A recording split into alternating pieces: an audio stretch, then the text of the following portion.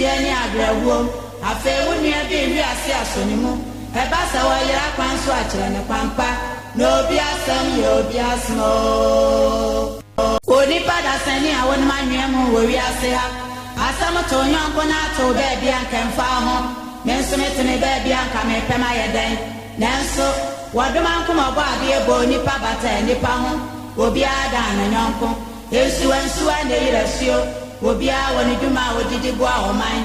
Walk one and equal see enough for you could nature and my would be an equal sonija.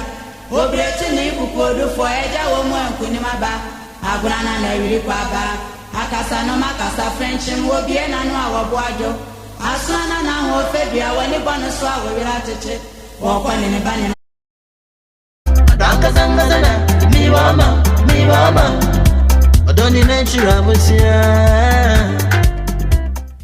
Okay, thank you very much and welcome back to the program Maakye on Kessben 92.9.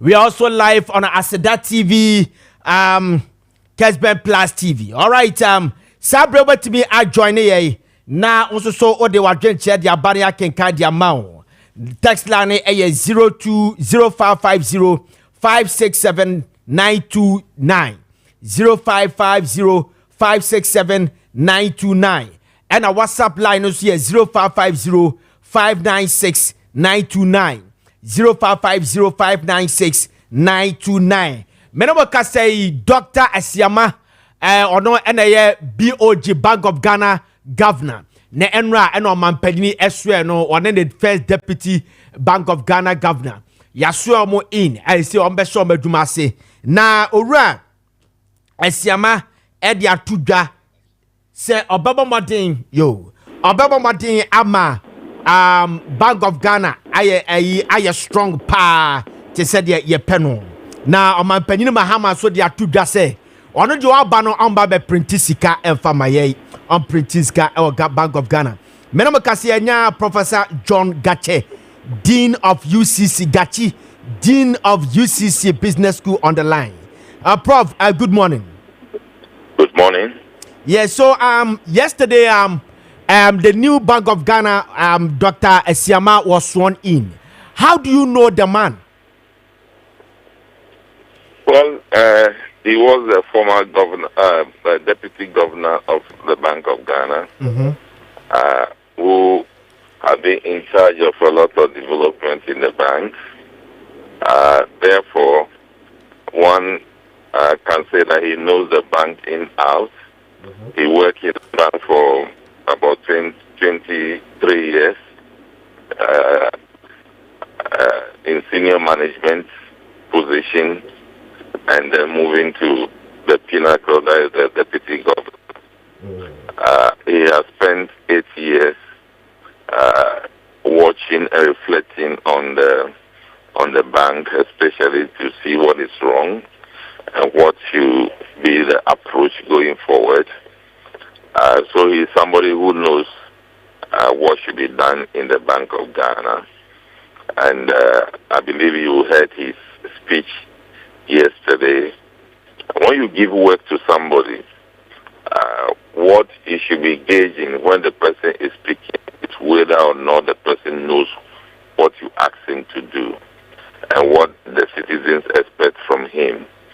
And I believe it is very clear he knows that the Bank of Ghana has to work hard to bring down food inflation especially.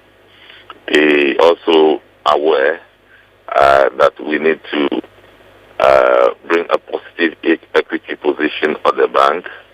He is aware that the forest is another important issue. Part of the issue will be resolved through revising the forest laws. And then he articulated how he will coordinate and collaborate with other institutions like the fiscal institution, that is finance ministry, and also other institutions like agriculture ministry, trade, and other regulatory institutions to ensure that we bring down inflation and food inflation. We control exchange rate volatility and create a sound and a financial sector that people repose confidence in. So that is how I know him. Now, Prof, tell us, when we read Article 181 of the Bank of Ghana, the central bank of the Constitution, Article 183 of the Constitution, that talks about the central bank.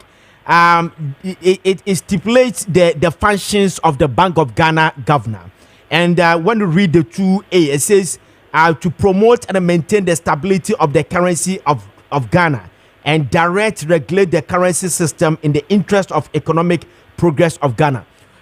Tell us, what do we do to make sure that to ensure that our CD or our currency becomes stabilized? Well, I think let me add this to it. I think that there are two main functions provided by the Constitution in Article 83 about the function or the mandate of the Bank of Ghana. We generally call it price stability function and economic development. So price stability is seen in lower inflation, stable currency, and lower interest rates. Then the economic development is how the Bank of Ghana should see to it that lower inflation, stable currency, and lower interest rates spur up economic development in the real sector, so as to generate employment for our people. So that is why you see yesterday he spoke about the currency, he spoke about inflation, then he also spoke about collaborating with the real sector or other players within the economy to ensure that the economy is delivered a better result to the people of Ghana. These are the two mandates or functions that he was actually articulating yesterday when he was sworn in. So that is why I'm saying that he knows his job that he was asked to come and do. Now, what is now left is the approach and other innovations that will be brought on board for that to be done. I must say that, in my opinion, he left an important development in the world now that we need to highlight. And that important development is that no country is now depending on only one traditional financial source. Countries are moving into emerging financial sources. So in our case, we're talking about Islamic finance. We have hold a huge prospect for our country to support what we are doing in the country. That will spur up trade among countries. That will spur up agricultural development. That will spur up development in the infrastructure sector. All those things are very important for the governor to follow. And the good news is that it's in the NDC manifesto to ensure that Ghana become a member of Islamic Development Bank and also to roll out Islamic financial products. The president has indicated at the early stage of his presidency that he will ask the Bank of Ghana to take it up, to roll it up. But yesterday, I didn't hear it as one of the things that he wants to pursue. And apart from that, I think he is very clear on what should be done to move his work forward. Doc, let's watch this from here. Dr. Kwabena from 2009 to 2012 made sure that we attain the first digits, single digit inflation in the history of this country. Since then, I've been struggling to reach that feat, though the NPP reached there, but it was partially. And in this case, do you think that there's a trick that we can do to reduce the inflation to a single digit as it was done in 2009. Do we have hope? Can we invest our hope and trust in this governor that he can do it? Yes, Dr. Kobna, the first time we saw single-digit inflation, that lasted for a while. But let us appreciate the fact that every president, every governor, every finance minister comes to office at a particular stage in time. The times in which we are not the times of Dr. Kobna before. Oh, I see. We are in a time where Bank of Ghana is really under a loss situation, negative equity. That also needed recapitalization, just like the banks. We are in a time when the Bank of Ghana and the government has done domestic debt exchange with its own debilitating effect on the banking sector. We have seen that we cannot borrow from outside. Our domestic capital market is in tatters. We cannot issue longer-term debt instruments. We are only issuing a shorter-term debt instrument, which has an effect on our finances. We need to move quickly to repair the long-term domestic debt market so that the country can begin to issue a debt instrument for longer terms. These were not the situation when Dr. Kobna before was a governor. So we need to measure the performance of this governor differently. The aspiration is to achieve single digits. The aspiration is to see interest rates come down. The aspiration is to see the exchange rate environment more stable. But when you want to look at it with the eye of Dr. Kobna before, then you will be misjudging the situation. This is the situation that we find ourselves. The focus that he has articulated, let us support him to see that he implements the strategies to achieve this aspiration. Oh, okay. So Prophet, tell us one of the campaign message of President Mahama in 2024 election was the how to restore the collapsed banks during the banking cleanup exercise in the NPP administration. Now tell us how it was explained to us for the reason that the government collapsed those banks. How it was elucidated or explained to us. Could it be possible for President Mahama and this government, governor, restore those collapsed banks? Could it be possible? It is highly possible.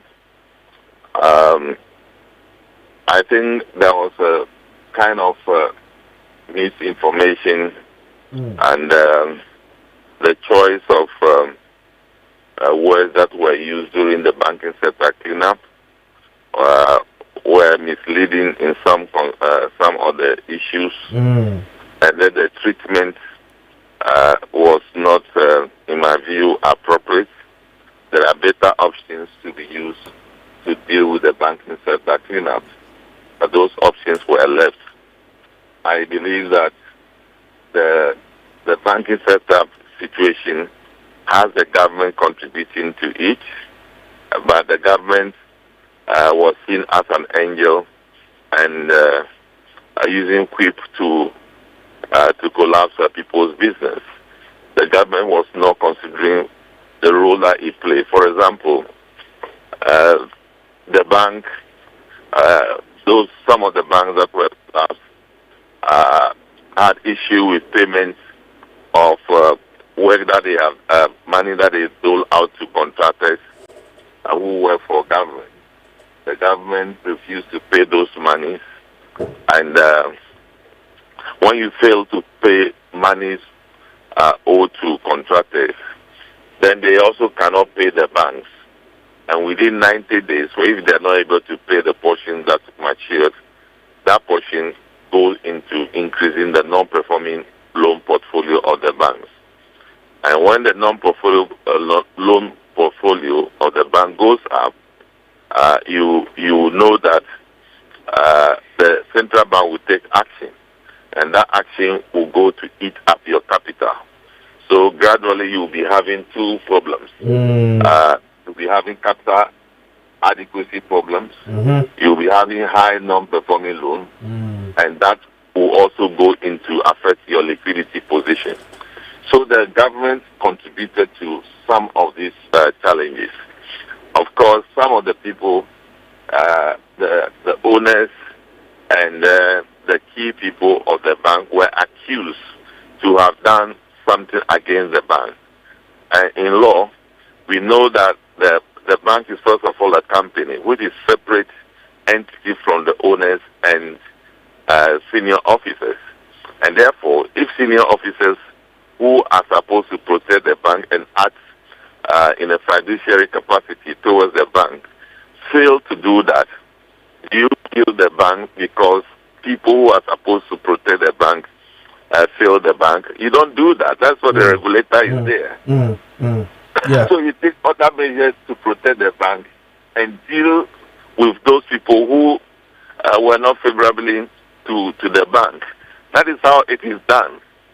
So now when you do that, in fact, I am privy to the fact that interviews were conducted with some of the owners and senior people of the bank, and some of them have had very clear roadmap to solve their capital adequacy problems.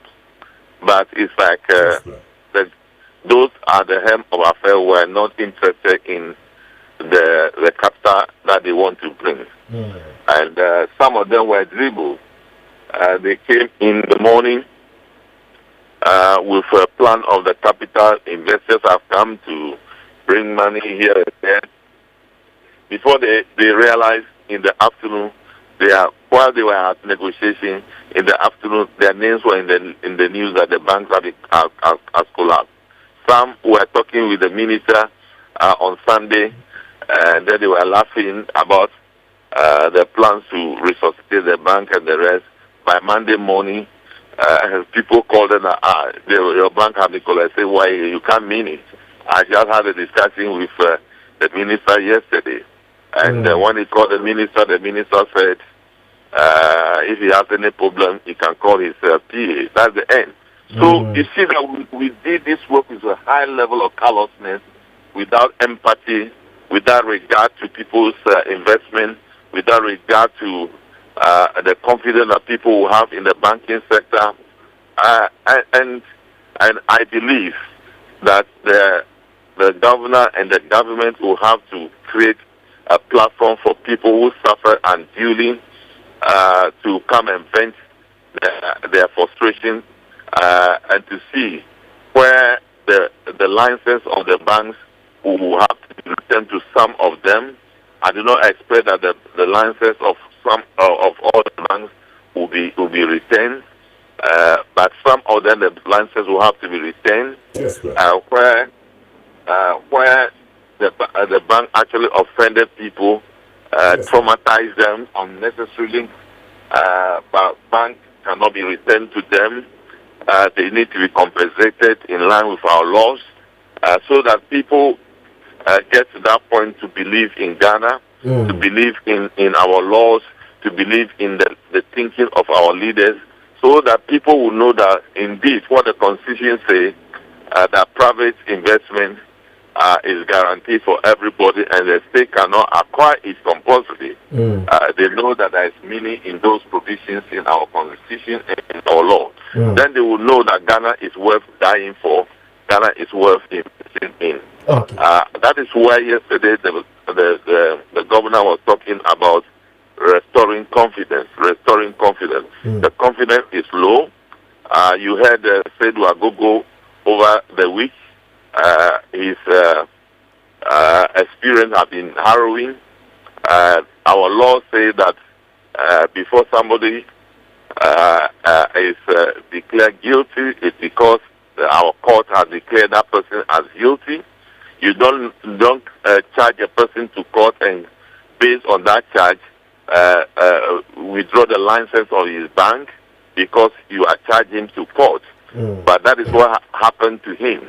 And so you could see clearly that some of the banks will have a high hope of getting back their license. Okay. Some of the banks will need some compensation, and the governor will feel Ghanaians. The governors will feel the investing population of Ghana. The governor will feel entrepreneurs of Ghana if he doesn't do anything about that situation. Okay, so Prof, respectfully, per what you are saying means that some of the banks were collapsed unfairly. Do you think that the government, if we are to restore those banks, we shouldn't restore them alone, but we should also go ahead and give them a compensation? I'm saying that some of them, in fact, some of them that we met told us that they are now old. They don't even have the energy to, even if the license is given to them, for them to start a bank to be doing that hustle life. They don't have that energy anymore. So some of them, they are not even interested in the bank. Okay. They are interested in the state recognizing that they have maltreated them in a way, so that the state will apologize. If there is a compensation, they pay to them. They are not interested in the bank. But there are a group of people who knew, who expressed that they are interested in their bank. They have the capacity to build a bank. The bank was taken from them at a point. We have record of where the bank was before they took it, and they just want that restoration of the bank, and they can run their banks to a successful end. So there are people of that view, and of course there are some people that, as I said, that the leaders of the banks, perhaps board members, chief executives, shareholders, have done something that was untoward. And those things that they have done, they did those things against the bank. And the bank needed to be protected by the state. That's the regulator. But the regulator, after seeing that those people have mutilated the banks, went ahead to kill the bank. That is another challenge that we need to resolve. Okay. So these are the things. Nobody is saying that all the banks will be restored to the people, but some have genuine cases for which banks will be restored. Yeah, I'm talking about the people, those who have the genuine cases. Yes, they have to be restored and compensated as well. Well, the process. That's why I'm saying that this is will be a thorough investigation into the matter. I believe you realize that one time in the history of this country, we did what we call national reconciliation, where people who suffered under the military rule that did not have chance to talk about their harrowing effect spoke. Some of them, the state had the opportunity to apologize to them. Some of their assets were seized. Some of them, those assets were declared to be returned to them, etc. Okay. So that is exactly what we need to do for the banking sector. Because if we don't do that, we are saying that anybody at all can do that to anybody.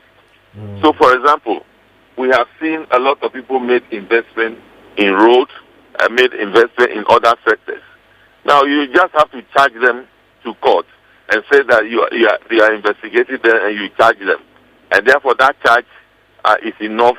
If they have investment in the financial sector, then you go ahead to collapse their business. So take, for example, assuming that all those people that are being chased here and there are charged to court and say that these people have investment in financial institution, insurance, and the rest. Because of the charge to answer question in court, it is enough to collect the bank for them. So what a chaos society are we going to build for the future?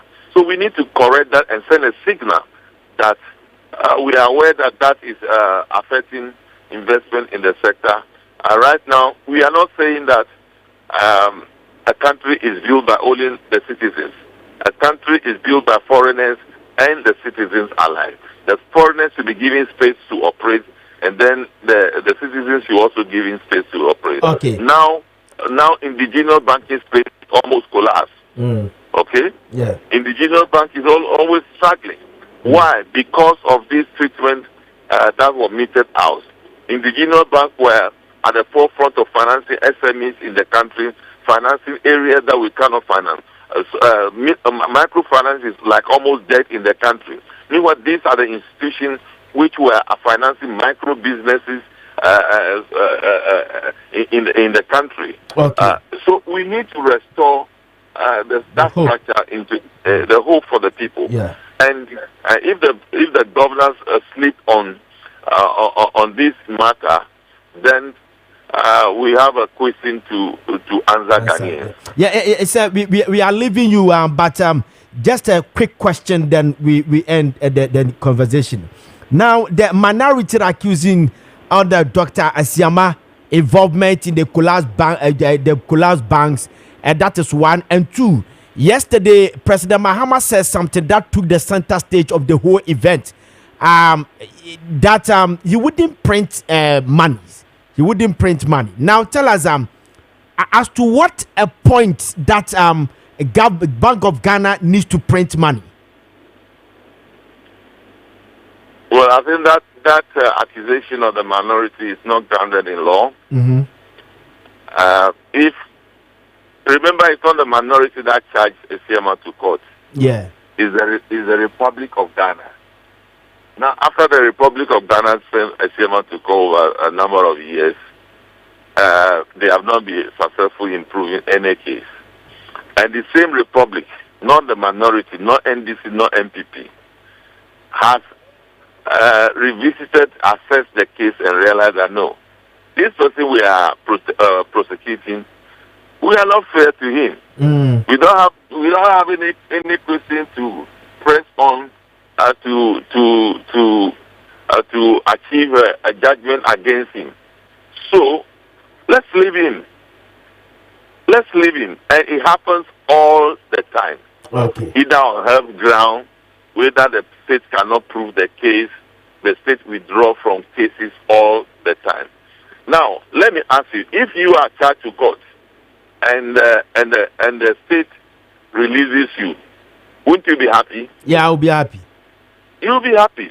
So as Esiama is there now, he has no case against him because the case has been dropped, the case has been withdrawn against him.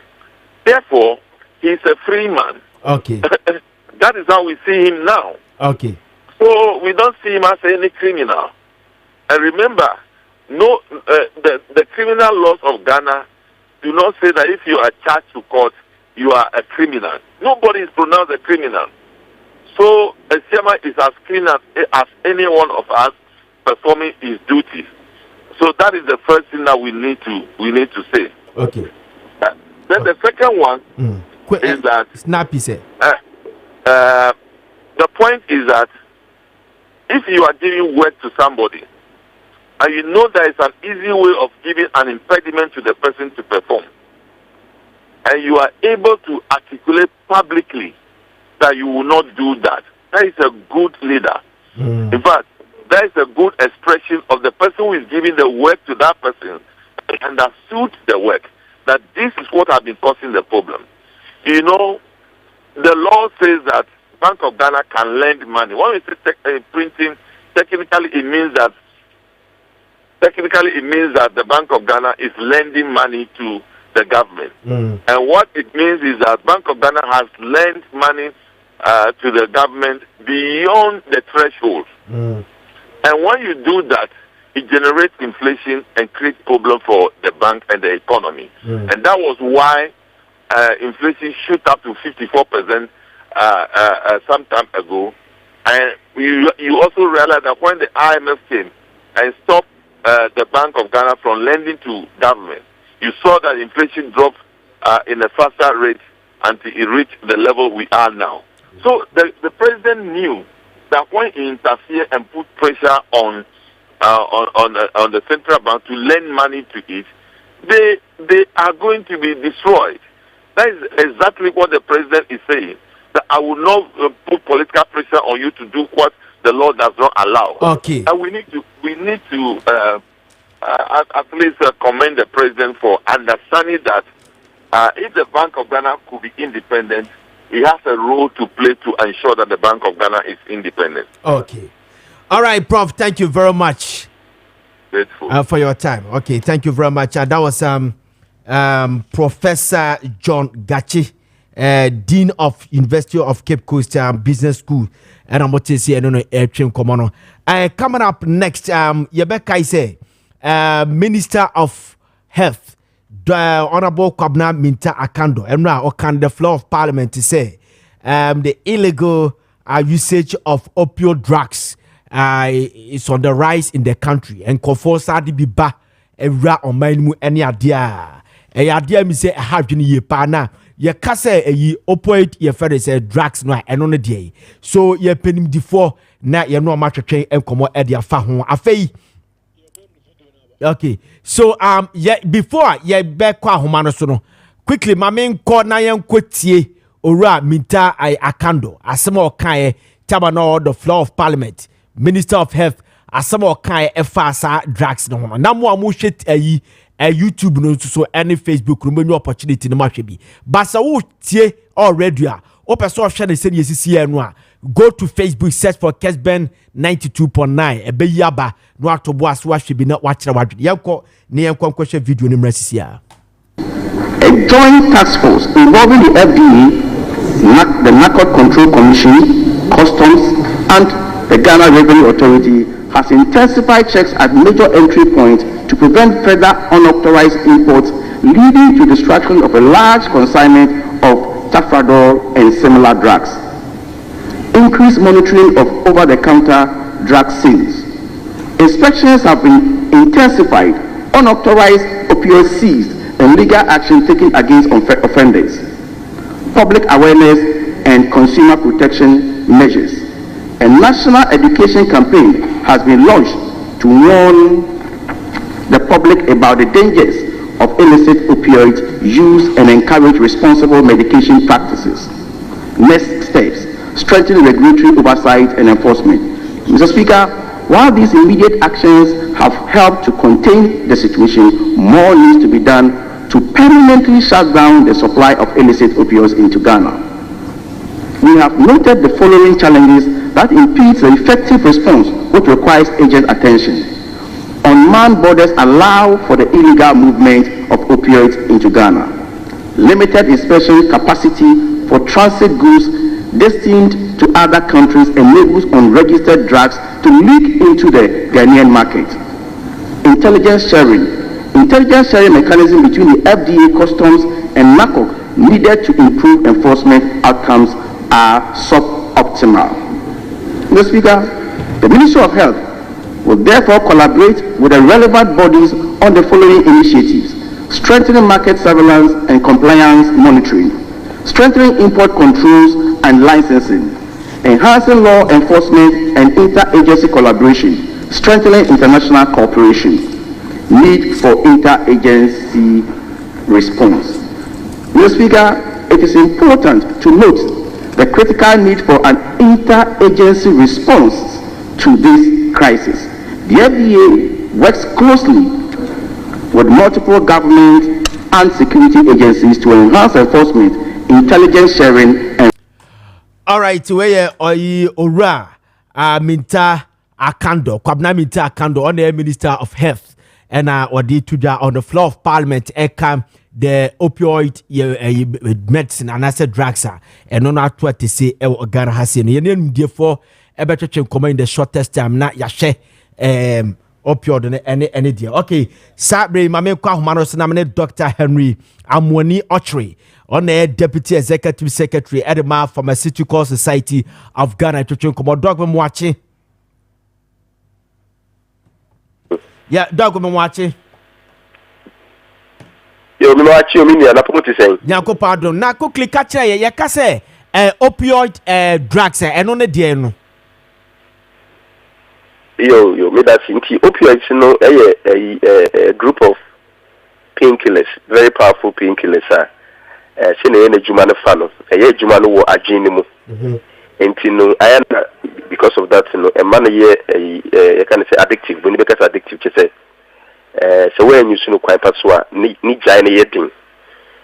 Na ama omo you know because we use so ama feeling of euphoria and some feel excitement to be a for anything to say pended on so nipa no en you here na as we be hooked onto it we be dependent on it both physical and psychological dependence on it ni jai no ujaya na ma withdrawal symptoms and things so boni bi wo body mtem bia na yo sesa kofa adrene bi ni tofa no sana mekano na dia abani Minister of Health Enra call Parliament now or the two just say it is on the rise and call for run a dira on my mu and me sure say pedia wo kan susu ye hia meboa try here but so you should know quite paso na o share a nindro no bi no a yes bi wo hodo ma severe pains ni ade say me sro say trauma do ka ho meboa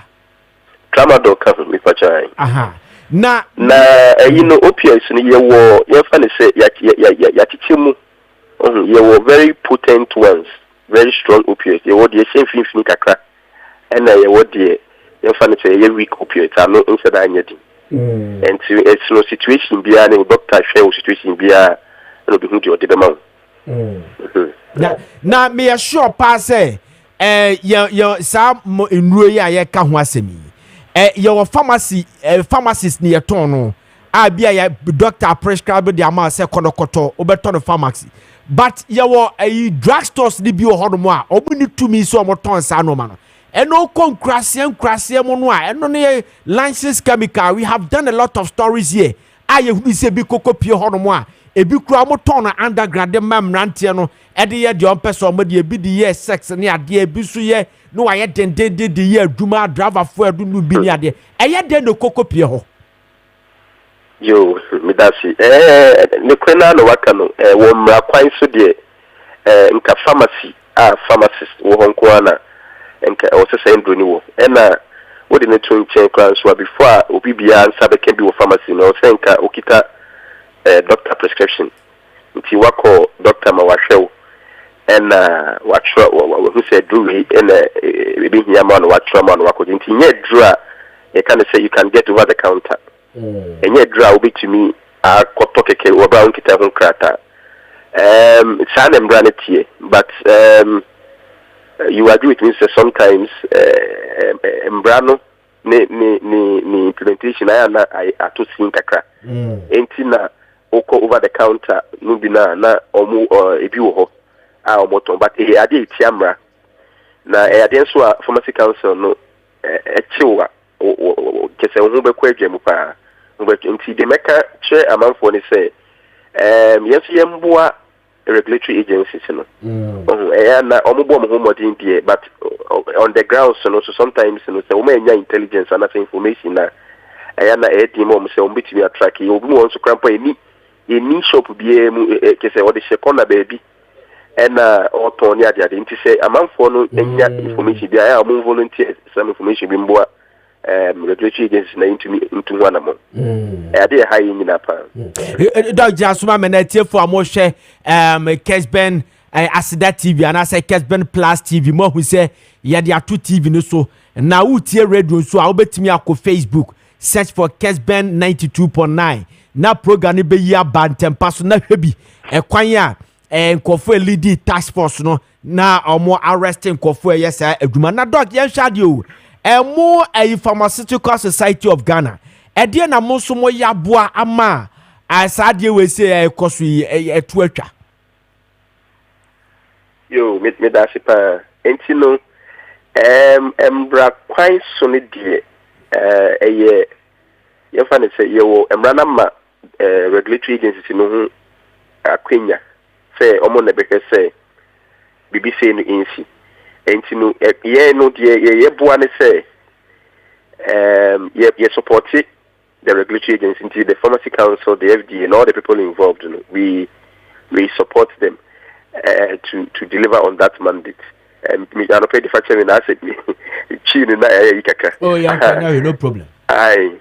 And I think we need to say yebobo beru ama amanfo no atiasie say we mu endra sebio edru bia wo chisaso say teacher say when you no kwan papa so when you can say every drug is potentially poisonous and it's the dose that differentiates a poison from a drug. Nti a drubia potentially no ebetimi awo so boni wo so.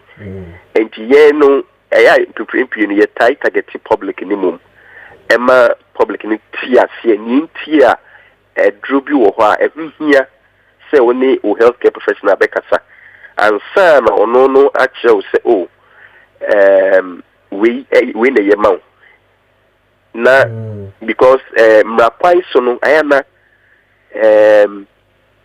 just sometimes logistically it is difficult to deal with all the distribution outlets in terms of obiwo say nancy sene can task force need to make nipa no ni pharmacy but some get to be na wenya enti de ya boati e because about the rush amanfo na omo pedro bi omo fa kwan paso aiden anya and you volunteer information so say so we have intelligence let me use the word intelligence unit so that from your TBBA your pharmacy council aso tie and young call for no so omo ye adwuma ewo say pharmacy ni bia no so no ye continually no ye engage nkofo na omo so omo be ko so abode racha man for no nkofo so be di emra ne so say obi enkita prescription for certain drugs yen fama no enti juma is a dog asasemi aye kan die ya ka fitana no penso ansa kra ne ye wo me onkuta prescription a menton ma no onkuta prescription a menton ma no sometimes obako bi a pharmacist ni bi na ya tro dia ba wo say onkuta prescription a yen ton ma but nipa wura ho na akoye over the counter na afa ni aton ma nipa no and I make an say in Brano and I will see the Juma. Okay. And I make us also say yeah, your pharmacy na yimbisa so say yimbisa na say any pharmacist ebekasa. And I say pharmacy technician poa. Sebi enye baby ni na obi pharmacist ho.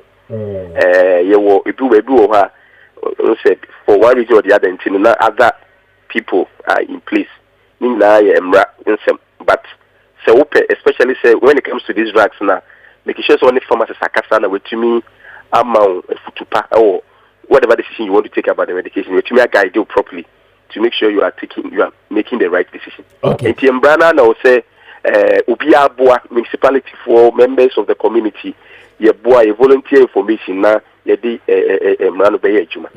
Na dog yan shadow. Sese me to hwa no mo na me ba bi di aba wode aduro ni bi aba e bia na ehye ne botom minim na ebe den ma hunu se sade we se eye opioid se aduro bi kuta ne bi kwa na se paracetamol e bi kwa na se amoxicillin e bi kwa na se yi ye fa ne se make se bia na cetirizine bi ese no e bia na se aduro bi aben me den ma hunu se ade a nipa ye kuta yi because I catch up so I call hospital and ya prescribe the amount but be dem we say you open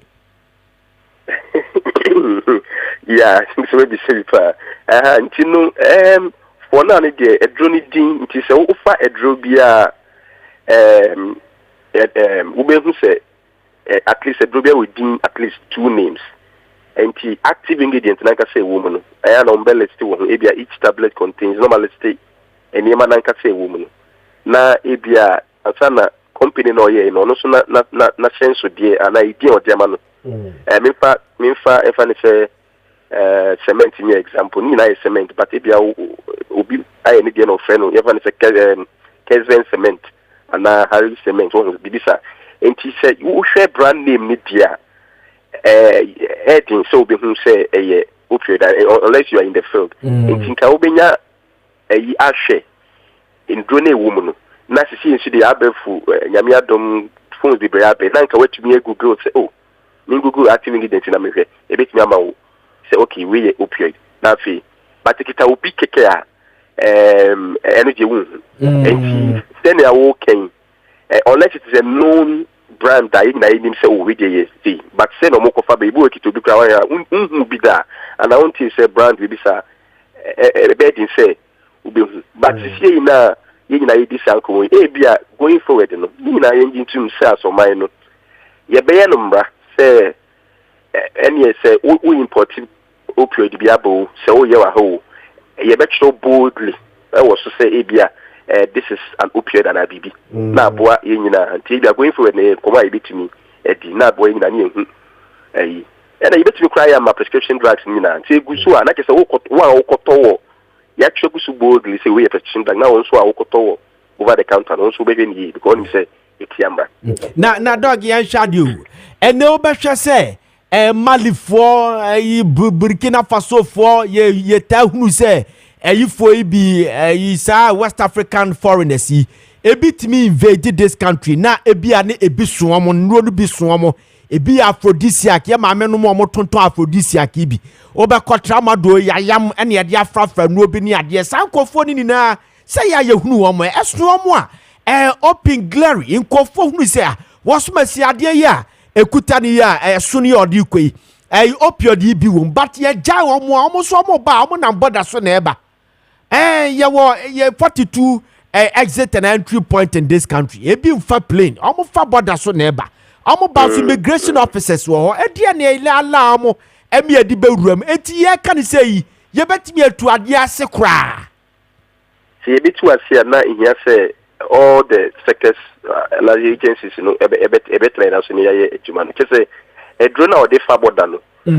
Enye opioid ni kekempu edro bia se bi odegu bag ma odi farward ni tiamra because ye wo approve channels are odi person odi ndro ni ba o mai ni mu a ye disu because odi egu apampe odi be kra na storage condition it saying odi share here and be do I kra nti say the baby odi ba no kra the quality of the drug it saying enti no obi de dro onye registered importer on just FDA ni record say just already mraso all the necessary or proper warehouse or Ghana what she say so didn't draw back or didn't draw back not illegal until I was say collectively we have to see this as a public health threat na kakrai na ibiti mi ayaboa the customs from the immigration service the FDA the citizenry we can all be part of this creating awareness yen volunteer information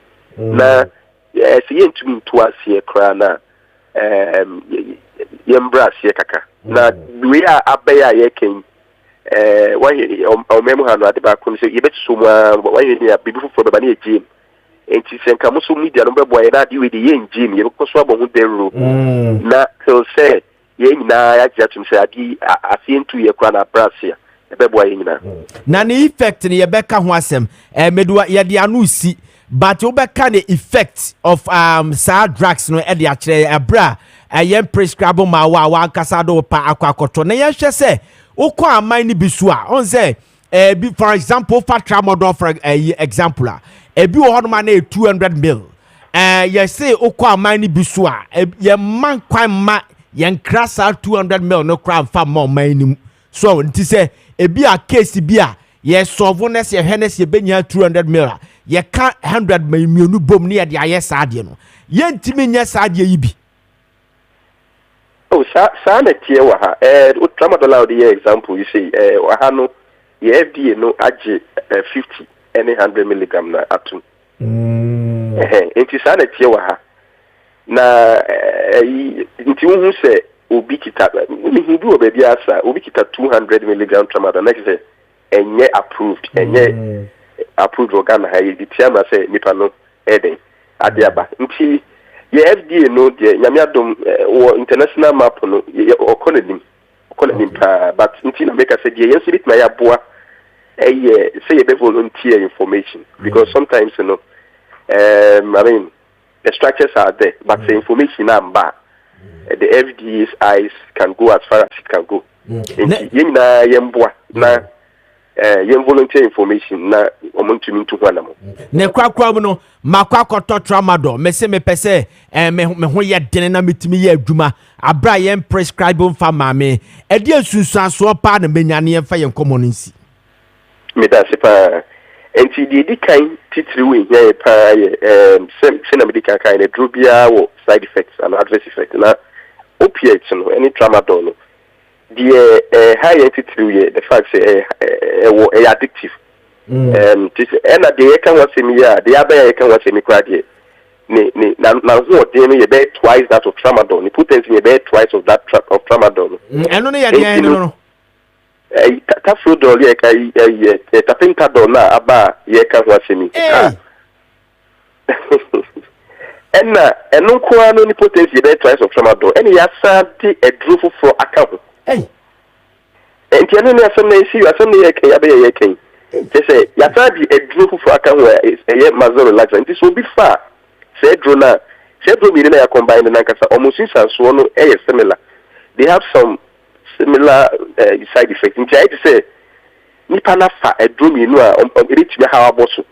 Now, the health team said, Drone bit to me, just say, addictive, just say, and they offer X amount. Offer the cake baby, X amount to no fee.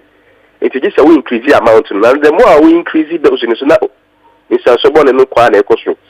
And he will be almost a boy, you to be will be now a fan out to me a movie side, to me about serious drowsiness, to me, mount, to me collapsing respiratory system, and now to me, whom it be no craft remove because we almost time for yourself other drugs be counted to say, if you are far on that they can hold the next in Yama. It say, and so body be brain amplify no so ujaya so fan is could level bia nipa no ujaya on feel okay when honamu the time bia na like here said no ana obey dependent on that yes I want to mean yefe tiaba ne say so be brain titru ni say ya so anu nipa no etumi famu the nipa no mental and physical ability is impaired you who had to say, for example, we are pretty machine be and I would drive in as of fast and do ya. Kwana be kun for because we coordination in I affected to go an accident I could do any na say just one day be brave. The mental health issues in that idea better basing in I then your dog ya beda se pa nyame ya adomwa ebre ko na numa egu ya hye ekon na CBM te say the 2020 and 2018 19 basi 21 hokono ye so akon achi ye teda ye no we de ente na ne egusu aye kun ya de bia bebo aso ye na what the education and information am de bia yeah that was a pass in akwenya yes you go to anya ejuma no tse na moye ne all right thank you very much that was Dr. Henry Amwani Ochre deputy executive secretary Edema Pharmaceutical Society of Ghana. Dr. Harry Yadasepa na sabre mamenka Dr. Inusa Atnase no yebeka say mrebi atwam olidi the tax force bi ekwocheche sa ankofo ya omotonton sa nro ni bi ene ade a waba betnase yebedi hu komoti a waba mamenka sem wenchiro ansana yaba doctor ho se udumo bi a odwonso a opeso okodwonso a Johnson ugina ho chance na ba obi won so a odwonso ya sisi awie ya na wasa akodwonso biem obi won so a Johnson beta na ya sesa obi e mada no prostate no ene ebo nkae obi won so a prostate no adokro wo de ne se de aduro ne se ekoye operation obi su kra ya hye ne katika si ya nhye saade no obese no ho ana se eno ene boa no mani timi Johnson obi de aye cancerous ene ye betu ase de ma doctor bi an kan kira wo se eho aduro ni ho ene metu ase de ma ye call Batampa prostate center prostate center tobo ase na tie doctor ye pa ne penetra kwande kwaja ya resade ye beba na Dr. Nusa Atnase tete katika so beba betnase honorable ena nana kwadwo ajay yeboa nana kesu ye NPP communication member odo so beba betnase ne atwetwe nkomo sa brede yenko ne yankwaja ya resade family sisia wa omo pagre ehwe na omuchie FDA so the yin mejuma me yan sem positive ade okay the ameka say no yankopon adom am ho duru a etu yare na se kura pote yare bia ense de ehudru enya na sa ehudru ena papa abra meminya bia na me pimpim no in fact senka na me madum ama me anya madru ya ke bia na me so me dum tie pimpim epe bia menya ya hwe because when ya ba makachi de bia no hutu se ebibiri abre obukra to me ba bisa se adun yade no ye hunhum yade because why we chia still anya ayahwe na no tinama de bia me ka se utimi kan opportunity yade ho a when you 90% healed what timi ka keke no se me ka say when you 100% healed 10% nso obitua na mo bahwem aba makachi abepa machi akwan wo ba wo ho beto me telephone number me di kan me telephone number na ache de bia na me refi me number no 0553 800 678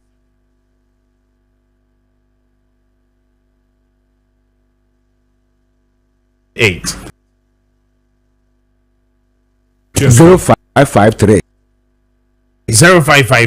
800 678 me wo aswa fifi prat last stop o yin no kwanso na kumase so me san wo agent kumase no mano ya sesan kakra ene 0207 0207 70 92 0207 70 92 when you kumase ne kwaso yi na fresh a no me we o me ye do ni bi ato ena takrade ene ne kwaso so no ni 0246 04 3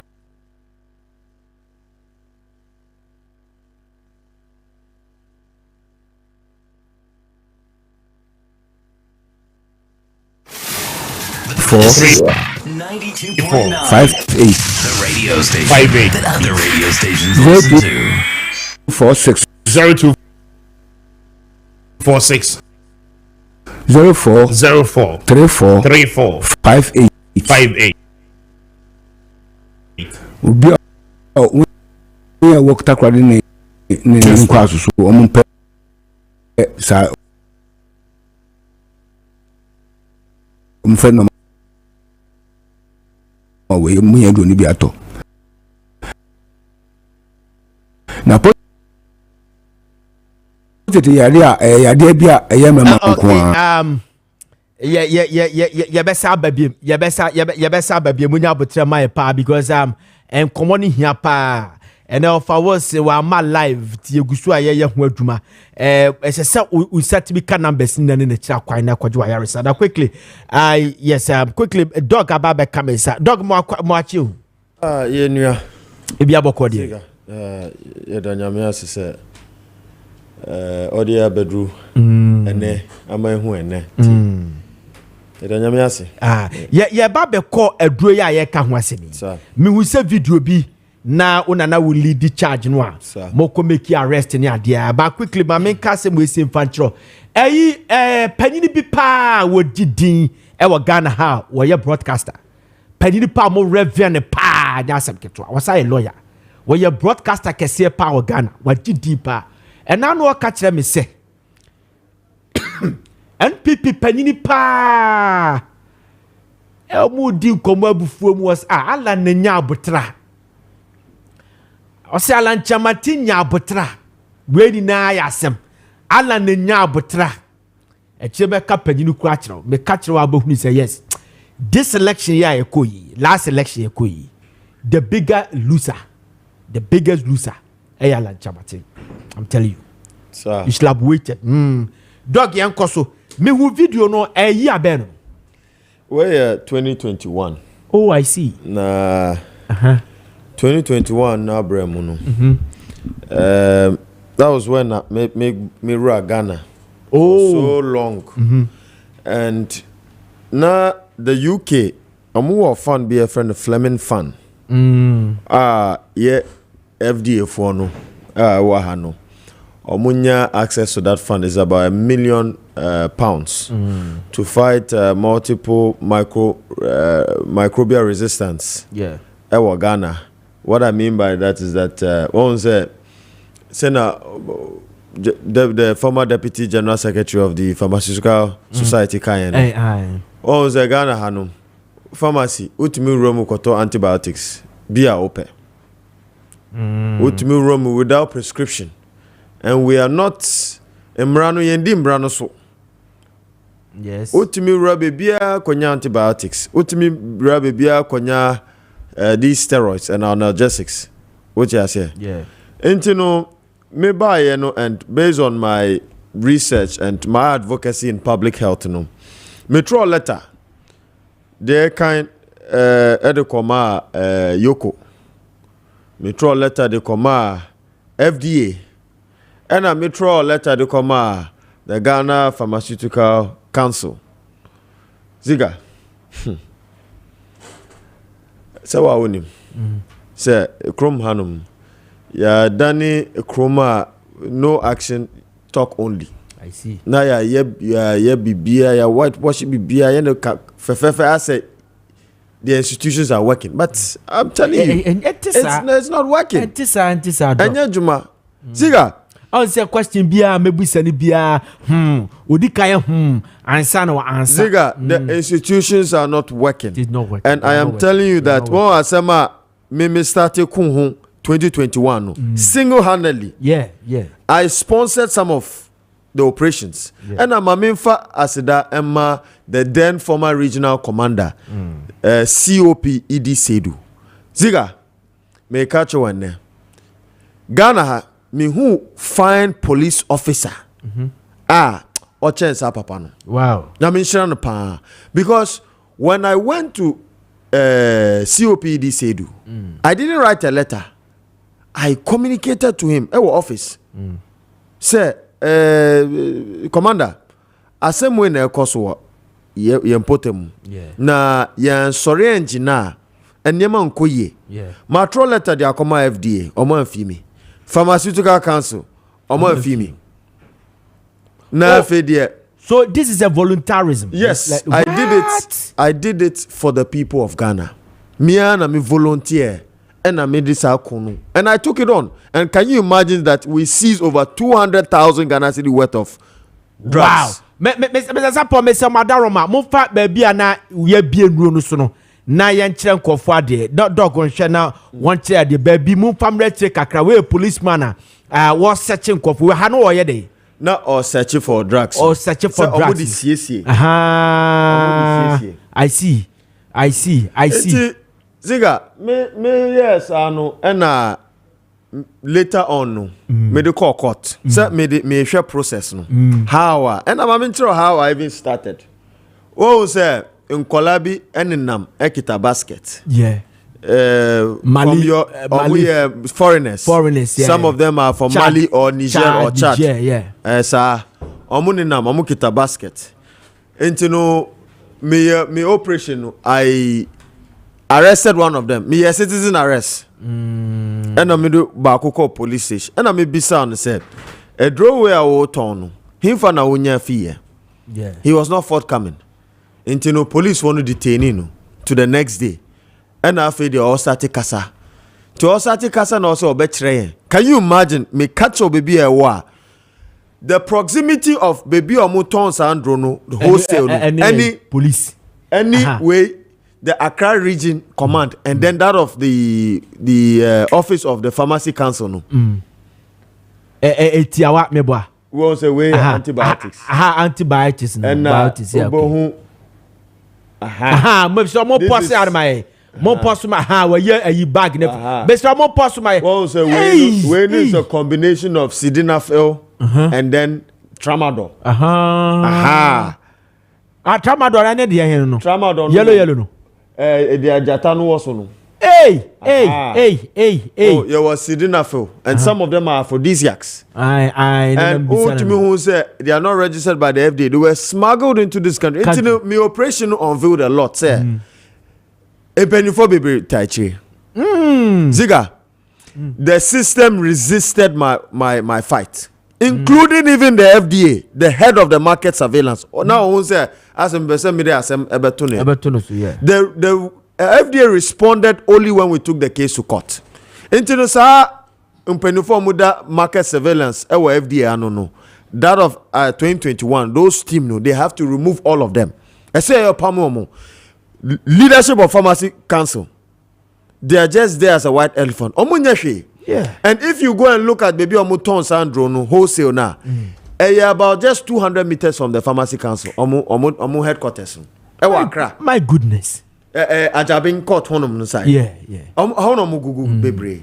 And the system fought me, and it will Uko Kumasia copyright office no. Abrosabi say we send it from Obuton a parrot or parroting Kofi this year. A fumpe Ziega. Yeah, just our kono. Na yenya oboafobia. The state institutions na ese omboa. The only person that helped was the police. Internet de bia no metena hana me police asema. Me nka say me hear propaganda against the other security agencies. But I know, and I'm telling you, say the police is a reform institution. And me ma then former regional commander Alaji Idi Sedu, COP Idi Sedu. Ziega or Jisa Kunu editor, he gave us over 15 policemen. We surrounded the whole area and seized a lot of these drugs. All restricted Accra to Accra. Of course, Accra. So areas Ben Aqua, how many areas now Aqua? So Accra, Efi Alajo, Abelempe, Echo Drew, Accra Central, because Hona na Kimpins no war, and then Abobloshi. Yeah.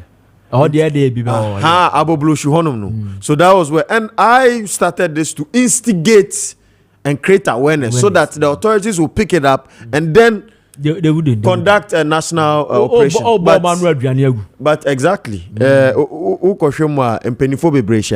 even some custom officers, and I maybe say one of the smugglers say, na Uba Ghana no na ukra or permit be an answer bibisa or see debi na ukra passport or see debi, and I be say then na ura Ghana only passport only IDBR, and I say oh.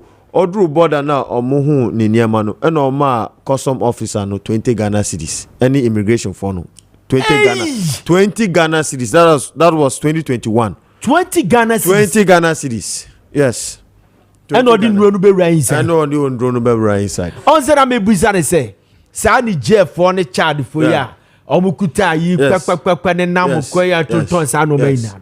Sanko for normal bar, almost fight aeroplane. Sir, almost bar, man, from there by day now, bar, yet me a no could almost normal ababe room. Now, most annoying part, and they say, what ban one namno, police in here who know, young son, sir.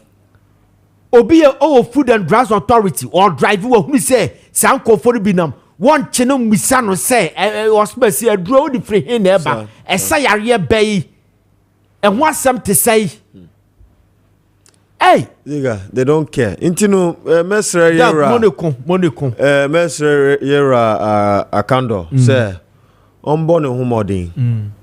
And on funny nangu form. Na crisis way there. Ebekaya Ziega enkoye. You to no be brave. And then ultimately who say, you see hypertension a cool be. Ni na fi indro amufa aphrodisiacs na amufa ni na. Yeah. Ultimately who say you see obi ashe.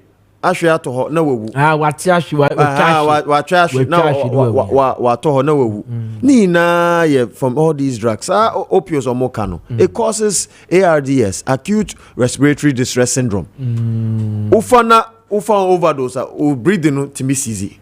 Yes, your breathing can cease.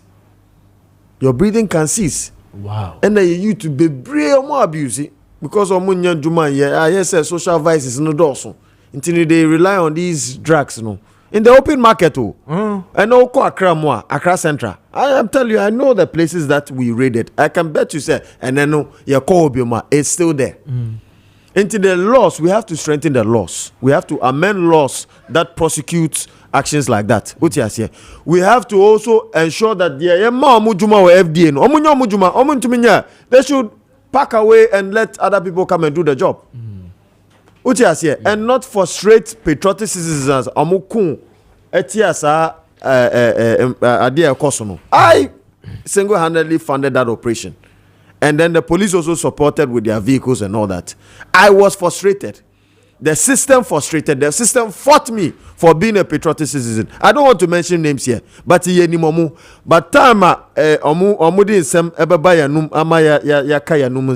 we would review a lot.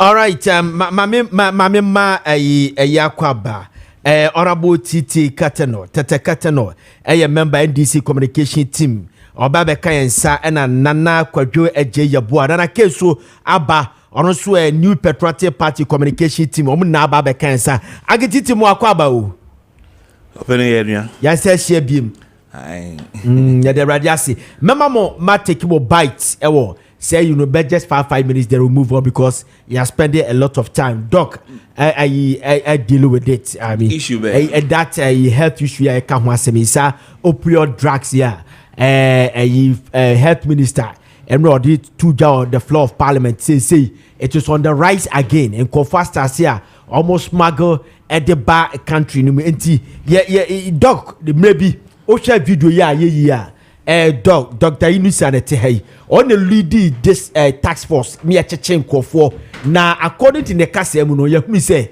FDA form fahon pharmaceutical from a society form fahon the more cancer for the more no agusu no abia o konsanto kwano na ye brewasi because a lot of people they benefit from this ye say illicit drugs. Mami je wa dwen quickly na ye move on. Yeah. Yo, anapa we ebechia etiefo ne me co panelist doc den madam Fonanake. Sa illicit drugs here a cost trade and then start opening. It's been around for a very long time. The Yanni say the menu I can so being a lead and on your leak. No, the appropriate authorities now. Authorities do end dijumano enko si na wiye if you say I said your omuni na aye baako e na omo edwom ho. Omo ton obani ye hu bi e wo social media TikTok no mo advertise okuta bag e ton edro we be ma osisi mo edin edro wonu me be yesi edro be social media dey so akwachiri kura drug lane DCC omanim ho licenses pharmaceuticals nanim and omashise dwa ne sisi na doctor ka ho asi you ask yourself say tax force and agencies are they really up to it omo twen man krofo because of be kickback and na sika kakra waje for a particular zone or no hweso enti we making sure so wajeje nti mutimi ton ema nipa to ema mo ko your baby ya. To be frank with you, most of the omo mixing herbs. Sorry. Don't worry. Herbs kakra bibi no mo de ye advertising na it has these opioids and chemicals and medications in them. Enya haban bia no wate nim tree bi no wayam eno de ono ma besa malaria. Ena odisa ade we ayede egum inti eno no all ton. But wo ton no nim say we de efi ayahaban yo e good e fresh and also ye den wonom but side effects ne very high abrahunim and then unam Ghana kroma obituary a wo no ededa dan ho no gone too soon then very young aged people and na omu into bisa say e dey important pa na eku omo yeso no na yare ayente to say diabetes friend say hypertension friend is saying we don't hear them say inkwala enenya stroke. Say inkwala enenya ene under 30 years. Now that with this prostrate under 30 years. Into you bisa say what has changed? Okay, you say niyama na didn't do aduane no to say your mag didn't niyama account, but urema you come to realize say indrobi and omunum at the early ages in the sense of omuko drinking bars. There are some special drinking bars. Ziega. And kroko hu se nkrofo apako ho ya no sebi excuse my language we edi nyoma afra ankrofo num a police fo nim it's heartbreaking. And when you look at the cars and the level of people there now, you ask yourself, say, and you be a nyanse ni mo so mo nim say concussion no be afra na wonum. You see your power waste. What are you drinking? You don't even know. You know me, I have a psychological fear for herbal medicine. The reason is simple. Say drone, my fear is this. Say Yebeka said no cap back and a cap half. And a panel number. Oh, fear no me pen me tear. That's what one go school for. You see, I'm just scared about what dosage is half a cup, exactly. Or quarter a cup. Yeah. What dose is that? Miss Ro. And the funny thing is, it's not that I'm writing off the medication or don't know mutono. But see, I can say unum dose. But you see, what scared me most when I was in tech. When I was in tech, there was this very guy, pharmacy. Very smart guy. Yeah, what third year? Second year, nani him so excuse me, this word cocoa. Pals. No be. And they be no gallon be. No low awoso. No I know at the end of the bar. On number 3, 4, 5 days, not the end of the call. I feel very active view. The guy passed out. One day, we rushed him to Tech Hospital and he died. And the postmortem showed that there was fine sand and near. Yeah. Sitting in his kidney. Yeah. Fine sand was sitting, building up. Because gradually, no na doors. And so mo yame drone Ebuba no mo de yame drone. You can't take out the stones, the fine sand na woman. Also by no ma, yes woso. No woso ade no hwie afra into the fine sand. Look, this guy died helplessly. My goodness. For nothing. But they drone so here juma no. Yes, me guy say guy B. That was the negative part of it. We didn't the painful thing is this guy passed. This is, by the way, why Mimi threw herbs. And on the substantive issue about how these drugs even get into our system. Because when Msenka FDA it drone a bomber stampeso. Now far port to the Aba. We have over 40 or more routes and Crawford Ghana. Yeah. 42, right? 42 exit and entry point. That's illegal. Illegal ones don't count. You see? And these people walk past these borders and bring these drugs in illegal. Some beton war. A friend says, Cantamanto. A friend says, Accra Central. On beton say drone. And people are demanding it because of what they mix herbs, air tone. So you ask yourself, who is checking who is watching that watchman? Police need now was say or check it task force no call round no as inform and people are dying. Yeah. And you sit back and you say it's nothing. In the north, I'm told said the opioids have taken over a lot of places are yet toma for Crawford. And they open mining communities. Mining. So, yeah, because they have a psychological thing. Say, oh no, my mouth is strong. When in Kumbe Juma opening, people are dying helplessly. And if government doesn't come in to put in some very stringent measures as to the task force now, people will continue to die. and our health facilities will not be able to save them. Because okoda no nyania is different from adena to ahead or rush wa kwa bit me save. The painful thing is they go to bed and they don't get up, and that's the end of it. Ankititi me das na onim de bia na FDA for me come asema enkofo se o me hash ma let me tell you something. Me ma describe FDA say 77 predators, they are one of the useless institutions in this country. Sure. Me interview FDA boss B. There's the name Kumase. And I'm say, Papa, omo used to tie, car tie. At this whole nam. Mama ya tiase say, e koso cancer. Ebi udi nam na, echa. E koso colon cancer, stomach cancer. Or catch me say, and the correct name and no na cheap because omo kwache cho omo ayi fo na catch omo say, oh ayi ye fene say nduano omo beto nduano na omo de asoja no wood no and no expensive it we na ye intuition. That is what he told me the other time.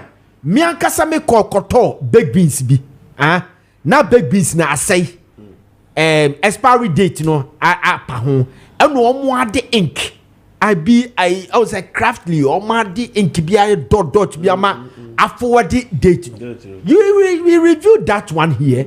Omo te se e ka ho ase omo ye very smart. Omo te so kasa pe no ma shada ba and ye lawyer no be ma no assistant to omo the who show mu and am catch say I'm ever ready for them.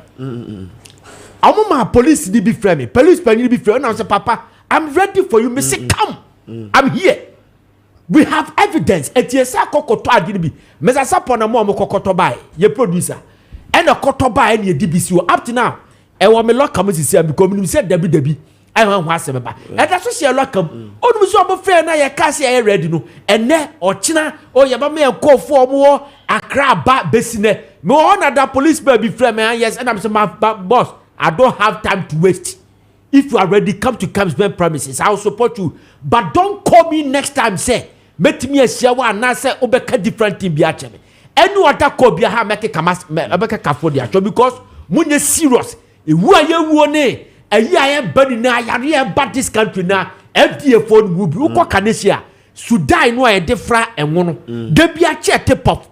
Instead of doing monitoring and evaluation, they be on by your monitoring. Now we take care mano by surprise. They said about Alabane, other areas now we to Kochache Kofua, Eton cocaine is anoma.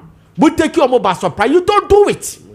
They be a check for be catch them once until they be a yambeka. Ye and who ye did nano crude no more the yafra zobi. I have very say should die. FDA. Oh my goodness.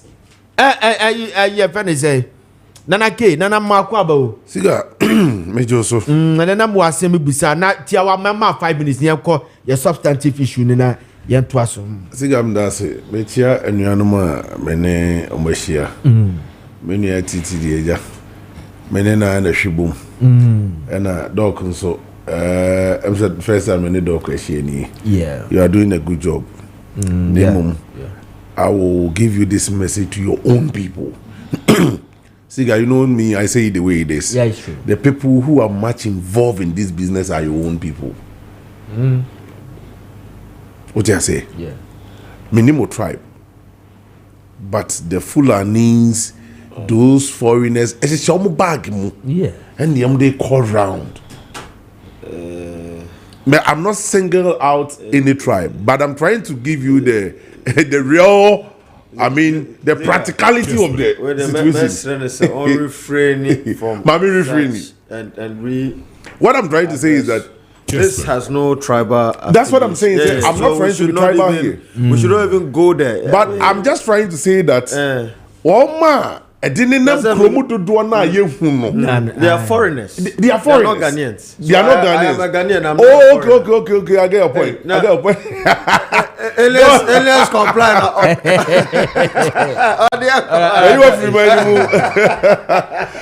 No, who's it? Ziega. Yeah, I be say. Yes, if Fantini Bakupeni Kodi fire from Munina Fantifo. So the moment I was batakele no uni nua no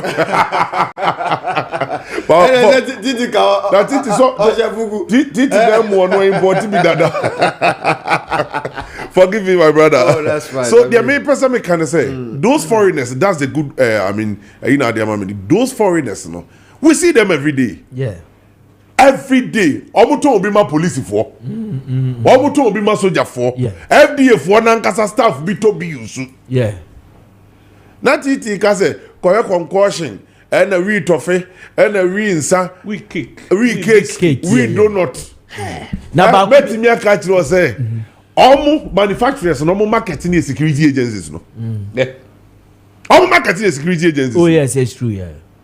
Titi wọ́n na num saa nneɛma ne mọ́ enti ọbẹ̀dá kọ̀ọ̀kye no wọ́n ti kurom anum na police for so mo invite radio presenter bi a wọ́n sọ nkọ́tò so wọ́n num wi a wọ́n ka kyerɛ wọ́n sọ wọ́n yɛ mẹ́ẹ̀mà wọ́n fẹ́ no wọ́n kyerɛ wọ́n ọ̀nà wọ́n hyɛ wọ́n ti kẹ́sì ni bi mu sika wọ́n ti bi mu wọ́n sọ wọ́n bẹ́ bọ́ wọ́n ọ̀nà wọ́n hyɛ ni din wọ́n di náà nso wọ́n hyɛ bi but wọ́n sè yẹ ne wọ́n nkurɔfoɔ no na ɛhyɛ base no yẹ wɔ base ayɛkɔ. Afe ya pursue case no. I don't know my team. Each one for himself, God for us all. Yeah, okay. Initially, na make catch you say, drug lane. E ho na be kwa ko hunu baby a pharmaceutical company now no ya register no. And let me say this, sikani brainty pharmaceutical company to be count. E bi count. What you film? Sika adro bi okrum ha. Save that dog where there no where there no we na ye boss search on say we ye Accra baby a omudi omu nyama ehihye no so on say lock o ma lock no we na funda kan so o ma head there boxes omudi omu nyama gum dada omudi omu nyama gum ti wholesalers no oho no mu wo pa ti on say no omudi omu a shede de nyama akata so omudi baby electronics need nema kata so ntu sheda hu oh digina room we sounded all of the ones in Kolani na these are most of them were foreigners tina police were surrounding obia na ye search e honum nti ehu say we ye odi a bechiw okokumasi abro no bi e wo me pese me body okọ akoke ni wi no koke ni wi no emero afọ na mo mo say how go bro no na e wo ne so na to aso mai na me ma obi wo Zongo Lane from Prempa Assembly Hall Uko Zongo Lane Police Station meboa yeah Zongo Police Station from Zongo Police Station you know but let me tell you one funny thing and the cost of Zongo Police Station chepe ni etwa chassis number ho motorbike chassis police station enim ni etwa no do mo ko wia no mo de ba ni asesa chassis no police Zongo Police Station chewa what I am telling you, this is known fact. Police if one in the majuma omo ti wo ye omo de yi dade omo some numbers no obo no obo so kwen de no omo te o change chances moto ni ka nyina wow Zongo Police Station che ho pe police if one nim cocaine ni wi a wo kan wo ba ye kuma se a Ashtown toilet hu nyina anya boys nya ho no mugu police if one nim omo so you see encrofo no so omo boy ye ho ban no omo ena na make say denti agalamse fight ayedin no enye say encrophone pepper so mbekukun no but see gamino mienu we are corrupt from childhood enti baby e di obi abekwa akose bia no hwelu post no adidi wo ho eno na make am video ba akoso say information ya tete said to be selected to be part of Operation Galamsoft e Ghana Armed Forces wo no soldier for no kwacho bribe ne bribe ne board den chen say uko peacekeeping what now no go to your bribe 200,000 and selected go a part of Galamstop no oko no kwachi go na no dia bre o man no 200,000 me say the yetete no people are paying as high as 200,000 just to be part enti beden ni nipa ne kwa wakoye dwuma somo man no o company de adi wo continue sika and let me tell you sika all man nya kwan eko Galamstop ni bi no today most of them are multi-millionaires. I don't encouraging Krofomo Musu Copper, Bessia Betia, so Musu Bekobi. So this is the nation we are in. Police in foul. Now, obey to talk what boys in me ko gidi police in Ijinaho, or see when you duty post. Into one could make any arrest. Because Okochini says, see, and as a BBC, you better question on no police in so quiet there. Now you are catching them, Miranda say citizen arrest. Now, me citizen, they see, I mean, so me quiet there. Okay, there. Who now you do uniform, say, what boy, who buy no? Also, duty post, our Kessben TV, ha. And the be a walk or tag your circle. What cause will be Robu be? I'll go to bet me a service situation, you know. What do you ask you to make them say? And what you duty post? What kind of policing is this? Ziega, was a Conway, no? Eh, Mommy, I mean, on the kind. Catalo. My am fa Subono and Bob police one. Miss Ramo. Me dem report FDA. Any pharmacy council. I am telling you this. Any FDA Ghana. Aha, FDA any pharmacy. I say the kono come omo doorstep no omo anaimu. Answer. Nyema Open monitoring team back omo so je bribe pa according to pharmacy France say. Pharmacy council. Nya pharmacy council kra omo manufacture no Ghana hey. Heba for no. Almost open monitoring team omo je bribe pa FDA monitoring team. Kessben. All right. And some of course will grow into Nipa no come make sure say baby ya wo ye wunro kura ho ye neat who deserve so ye draw ho no oba ba je envelope na okay coas the scandal okay all right, thank you very much. My message is na aba etu so betimi abekire wadwene ne akenkai di amount WhatsApp line no 0550596929 0550596929 and our text line, normal text line is here 0550567929 0550567929. All right, yeah, quite next topic, but yeah, no upside down, be the free a form air core a straw. Now, Yabeka say a couple of weeks ago, the chief of staff, Ure Julius Debra, at the release be by Bontin or Chelsea Ubia. Abedjuma ya recruit fresh recruit after the 7th December election no Kofi enya dia aban betimi NY adwuma na say aban betimi atua ka enti Kofi ma ho nchiwa show aba amobi e che na dwene yi Ghana Education Service GS boss at release babonten say omo Oma share a UMU process say Oma go through all the legal process for the past 4 years. A teacher for an senka ye capture omuma the ne akane say controller and accountant general department. Omu dimbe kohornie tu omukano. Sankofo ni na so no GS boss amo omu Kofi based on the directives from the chief of staff omu Kofi. Nenei na TUC for e dia beto abonte say President Mahama nyai sadie no. In fact, Oma Chechi Mua say President Mahama Nyai Sadian, Onya that mad dismissal in the public sector. Onya Yendi Hun Koma Kakra. So you near move to Bank of Ghana and President Mahama Asia SWA in the Bank of Ghana governor and some matters arising. Angititi Mame Shas and Fefu Hon. Angititi Mame Shas and Fefu Hon quickly. Yes, Diaba Junior said TUC force do mano ajim say Oman Penini John Dramani Mahama Sama dismissal in the public sector no ebeya unyai. In fact omo kakra mani kusi say kebeya baby o hon ma on san restore enkra no mom beyo madwuma. Openi sa de we aye ka ho asemi so obi di aye Ghana for before afi edu obi so do de on tiase I didn't know I was a RSA. And yes, sectors nina and America say or more process no it is say teacher for the no and then nurses the no. But even teacher for the and then nurses for the no. There's this letter circulating at Ajimai menu. What was that letter? No? Yeah, I haven't seen it yet. Catch your producer so one fan to screen so better send in. Yeah. He sacked 8,000 nurses. 8,000. What you say?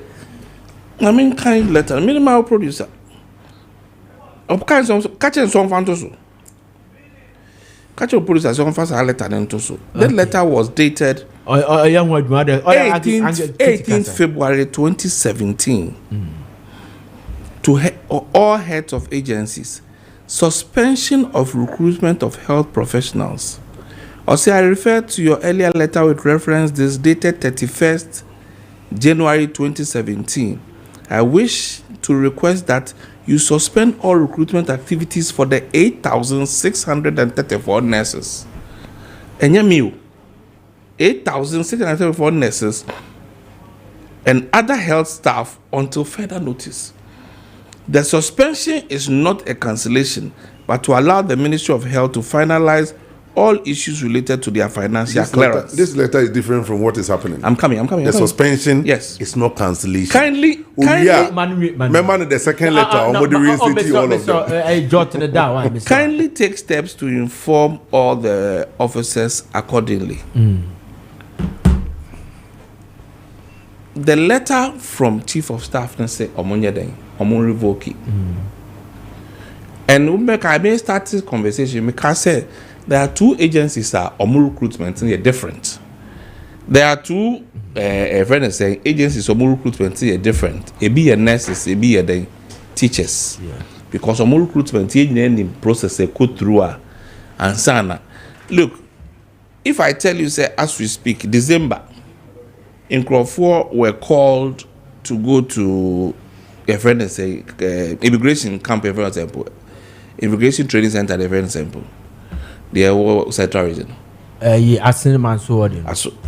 call people to go for training. That stands to reason that they had gone through the process, gone through health, medical, done everything. They've called them to go to training. And no say, how do you stop it? They have already entered the system. And I don't think they didn't have clearance to start that process. But in other areas, some people have been employed a lot of them have been actually revoked. Internami security, nurses, and teachers female because our process of recruitment is different. But in other governmental agencies backdating Crawford letters excuse me to say November 2024 and on December 3rd, December 4th. Those ones you can look into it and revoke them because naturally not just say momo dear and letter and these people don't even have any clearance. But for nurses, teachers, and the security agencies, we all know the process. It's not an overnight process. Clearance because I think will be from midwifery, nursing, and if we're something say the clearance they have is for the old magic clearance that it covers all those people. Yeah. Those people I don't think say revoking it affects them. I don't think those people are affected by them. But the ones that is affected, they say they will call SIC. And I'll use somebody as SIC as an example. And that matter has gone to court. So BT officer, you recruit, for before in December and push you out of office in December. It said that Mr. Mo letter na that TV ne so no. Mo amoshe TV ne letter na anketiti ka ho asem say Rajma Menu former health minister Etro and the comma various institutions or agencies under him no. Nipa ni afam or say nipa 8,000 nurses ye you medino. Letter na that so tu radio so obetimi akọ Facebook search for Kessben 92.9 ebeyaba and tell personal no question watch their farm. So if you talk about security, teachers, nurses, a process of recruitment is different. But state agencies said ne amount letter say betnase amount position no. The question is, when were you employed? Has your name even gone into the agency's budget? No. How come you are here today? They will try to justify it, say you're for more ejumemo. Matter what, you're for ejumemo. But when did they take you? We won't say your backdated letter in November. But it's not the same as nurses dey and teachers dey and now say military and now security recruitment. Omo dey a bit different because recruitment is not overnight. It started maybe some 4-5 months ago. And before they do that, no more clearance for them. So those people are already cleared in a budget already. Into those people, that's affected. Omo afe no only the omo atoso. Afe ni eba betu omo ka because okuta letter say November the file. Meanwhile, you haven't been paid for November. You haven't been paid before. In terms of we didn't create any payroll, so we didn't any budget to be catered for. These are the people that were targeted, and a lot was going on. Hundreds and hundreds of people were being employed. They didn't even have desks to sit on, but they had letters. These are the people that we felt say they should go back home.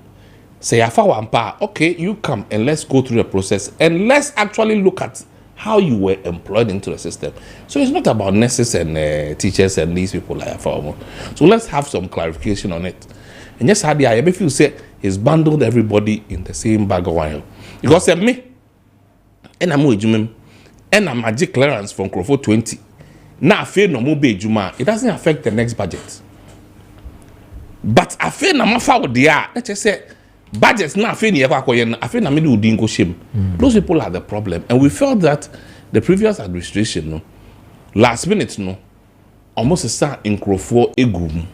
And those people are those that we want to revoke. Okay. Kofi na brab who adverts crack. Yeah, institution now, the far wage one. These things are normal. Internal memo crying now you do Kessben can episode will be a internal memo to take you. Where was that internal letter? I just said CFO be internally. All these things come to play. And if it's clear Sam Pampa, all these processes were going through, I don't think that they would let the people go home. Okay. All right, ora tete kateno yadasipa na doc yan shadu yi sesia ye kase doc de yaba letter yaba and I say release na babonti ye ready aban bi whether I say they were restored or not the emphasis say omi we say we are resetting this country, so we are resetting because ne your baby and enkofo bi dia bedru baby baby omo de ba baby dru ye we say no baby. We have to go back to where the sanity, everything was at its position. And we have to go back there. So, Yaba say now, do you have to do politics of equalization? Say, where you been to the Chinchina, Ghana near, ya employed, say, Uncle Yerdumano, Uncle Quatinefi. Ziega. Yeah. Somewhere, Abeto Jano. Ultimately, who say Ghana, no,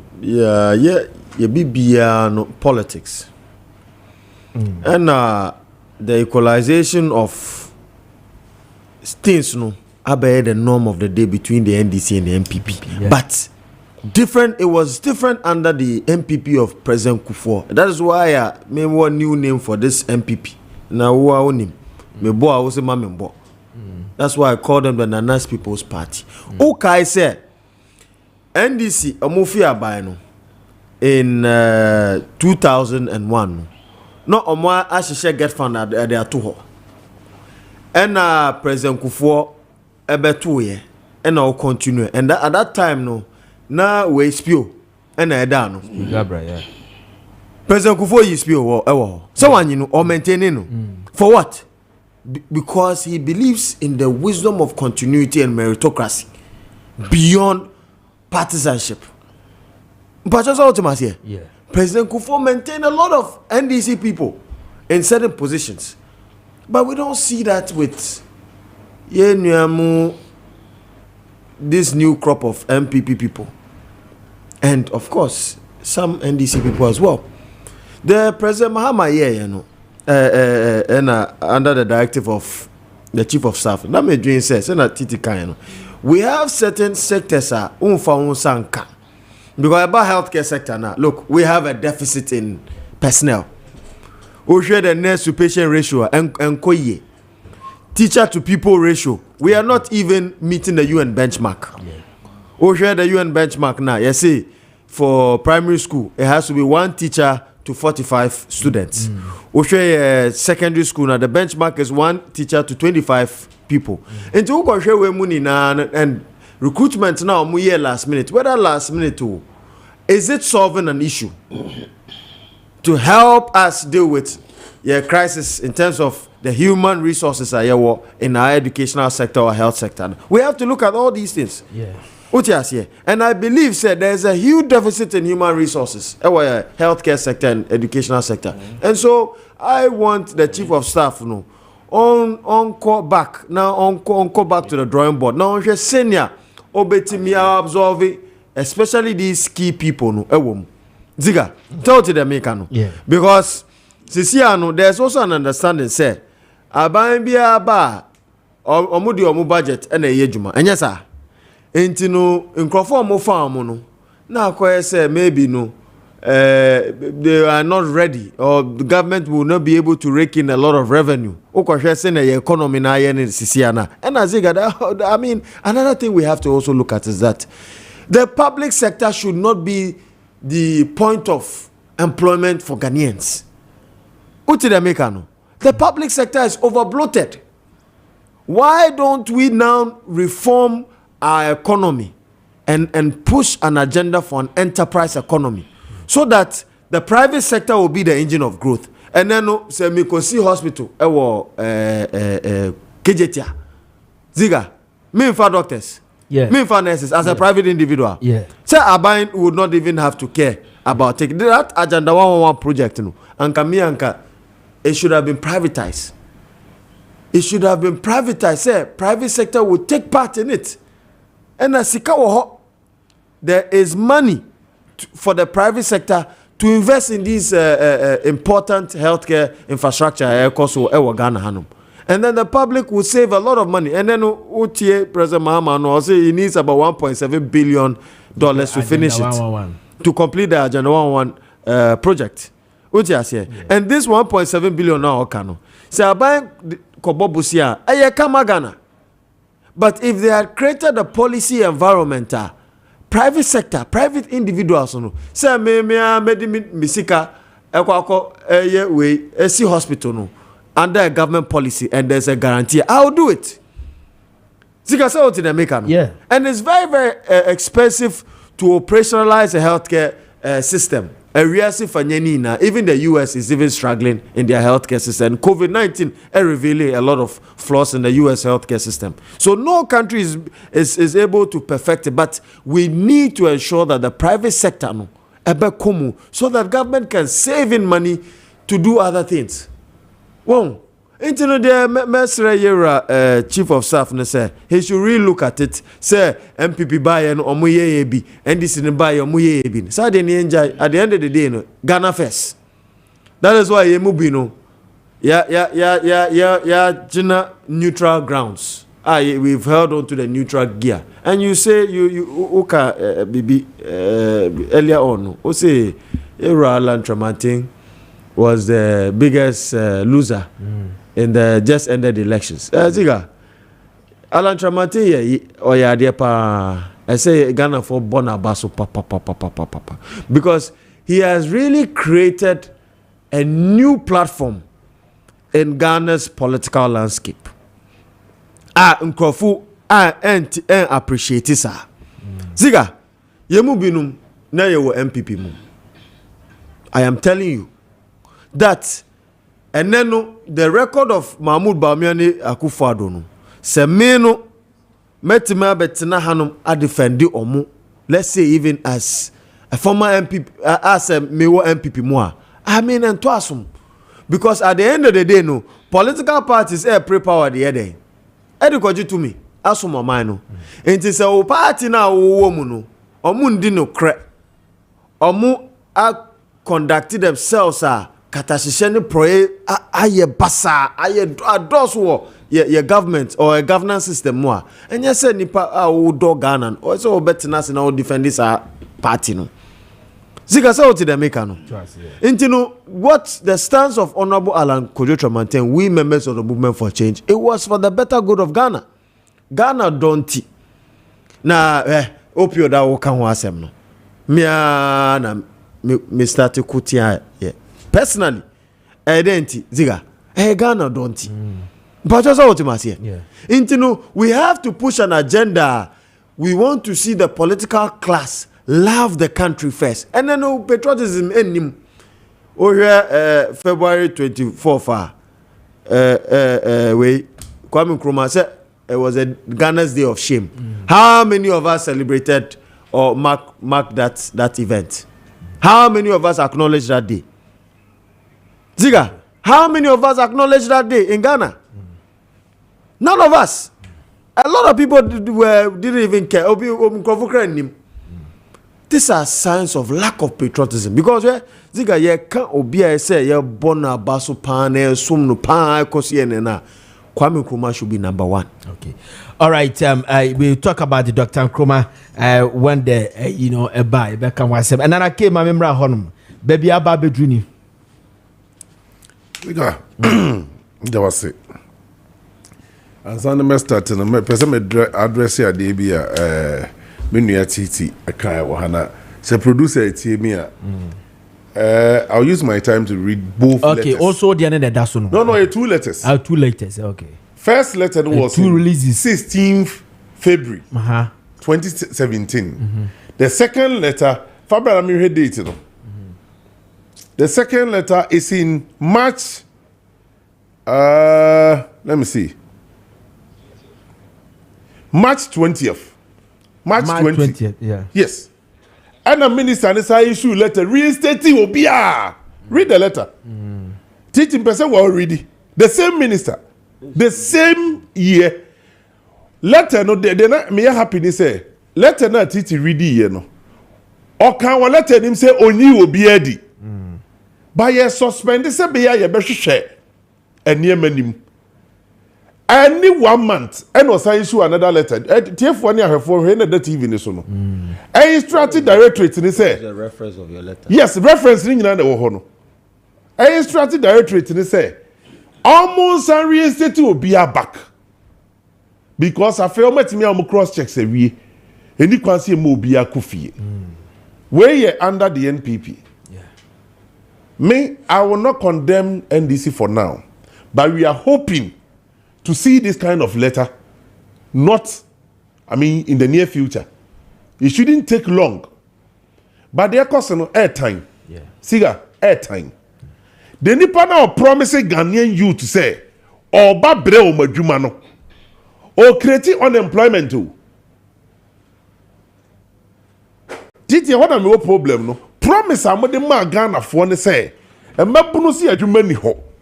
Enti mo ba no ma creating nyuma e dia ma mabunu.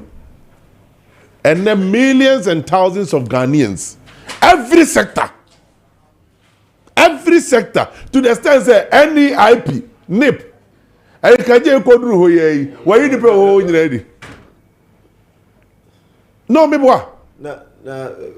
With all due respect, whatever explanation you give, you will still arrive at where you depending ready.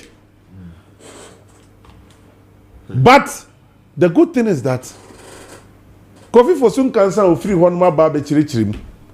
The Indian crowphobi and ma if I am a because of project a who be a near me say idea recruitment no and a process in which a deform a near wronger. I stand by it. You need to say if I can born in before be a that's where you are. Maybe. Yeah, you're ready because you have a password in your and no year justification and what they but to me Obia or say Oba for Mebuna be creating new money regularize the warm. No, the issue was they are also Ghanaians. Why were they paying them tabletop? Are they? Tabletop pay now can 17. Explain even workers need to have because and no correct. It's true. Oh. And Ziega, let me say this. Oko Ghana Education Service, Ghana Health Service, your contract staff internally generated fund yedi tu omoka. The two tabletop. Me say internally generated fund and for controller. And yedi tu omoka. Every institution be out. We shouldn't make it look like say casual workers. Exactly. Temporary workers. We shouldn't make it look like say illegal. But how many workers were there? 27 or 30? Media say any time. Say any papa I have a problem. Me Ziega me better we feed the banking sector reforms. I said it. Say yema obi akotena fie no. It's the first bad decision that you take here. Yeah. creating unemployment. It's the first bad decision they take here. Now contributed to the result we had in 2024. Because we make feeling you have voted here. And crophobia and yere bema no eyedimo microfinance oba no eyedimo savings and loans omo bi enu nyina betene fi nkwala be da ku school mesre mumma yenya this kind of equalization in body politics here in Ghana. Media me feel say resetting and then revisiting. What you guys are doing is revisiting the past. You are not resetting. Seriously. You are revisiting the past to punish those who punished you yesterday. The same way I may describe special prosecutor's office. The officer will be a deco fighting for the personal gain. Will be either bonnet or deco tunasu. And no question special bulletproof car. And I want to Busa Ziega. Ziega the good for media ne budget Ministry of Finance. Yes, budget published by media me say approve.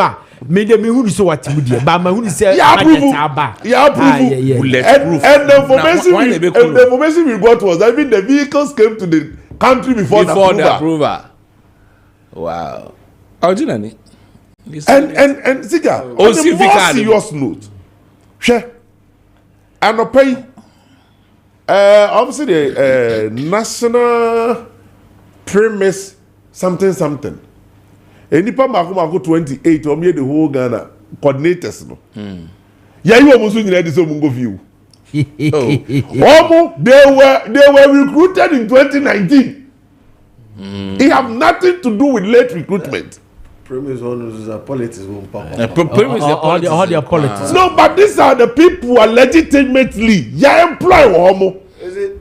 But one thing that we also have to watch is that some jobs need to have political appointment. I understand. Kahunu says a binary is also. I understand. But and your will be a Nascatuya controller and accountant general department. You understand? These are people who you are working the public sector. And let me tell you why President Kufuor created that coordination. First, na ban bi aba no ayi no ade ne nkro fo aba. Enti obi aba fe no oba be learning on the job. No creative problem. So they train these people just like yako training ambulance operators no. They do more minor bomb worker training womo. And yamo permanent job. That moment ka political appointees in the home. Montana na munya dream political appointees in but help them to succeed. Yeah, you are monso so go. We're sure so politically exposed. No. See, let me tell you something. I was telling somebody, I don't want to mention names. You know the painful thing. I don't want to mention names. You'll be surprised these people, they've seen them on platform campaigning or they are party executives that are in the so-called late recruitment teacher for only be processing starting as early as January. Ghana Armed Forces. What I know is February. There's some August. August the end okay. August for no. But they be January for no. Obi wunim controller system where dia ye obi dia delay from January onusu Kofi. Hey. Ghana Armed Forces, Ghana Police Service. What can I say? And for training. Kessben. Batch ni yetite omu in batches. Kessben. Omu nyina for omu jama say 2023. More advertising recruitment there. Okay, let me say this. This thing that we have come go and call your MPs. NDC MPs who are in parliament, the 8th parliament. Omo who are now finding crop for that recruitment. I know they are fire. So what I'm trying to say is that MPs Nasem, the whole nation, they advertise for us to. What I'm trying to say is say. Ja advertise and Ghana for one thing and from and Kawutiti one thing and you Manti Esawara Esawutiti Ziega say advertise ya and NDC for and you who did it and not no see process started as early as 2023 Ghana forces you know and no group who in batches first batch clearance ba no more second, medical security agencies na sanya started in 2023. Now, because when you're on the clearance, December nti de waye nyina bebre na so obako training wakọ train the tuoto wo mana kotena fie titi what do you think will happen to us me say and I don't think it affects them. Okay, enti mesre I'm not here to do this kind of daily politics. Does it affect them? Does it affect them? I am pleading with the government. He promised job creation, not unemployment. He promised resetting, not revisiting. He promised to save the youth from betting. One can you say betting tax betting the crowd does tachano or bema mebruna duma no maja tachano galaxy. We demonstrate and probably jubilation. Now I am happy to say TUC for you let us say Mampeni Elcha no revisiting or resetting your no decision or resetting those. Dog me so your time na yasu mame en conform messages aba no mame fa just 30 seconds na me ni bi free ho na yen to aswe was say Ziega yentimi can was say we was say Abronya is part of NPP problem. Okay, meaning yeah. We was say kindly tell the NDC man to stop rhetoric and the baseless argument. What we want is what his government can do for the country to progress.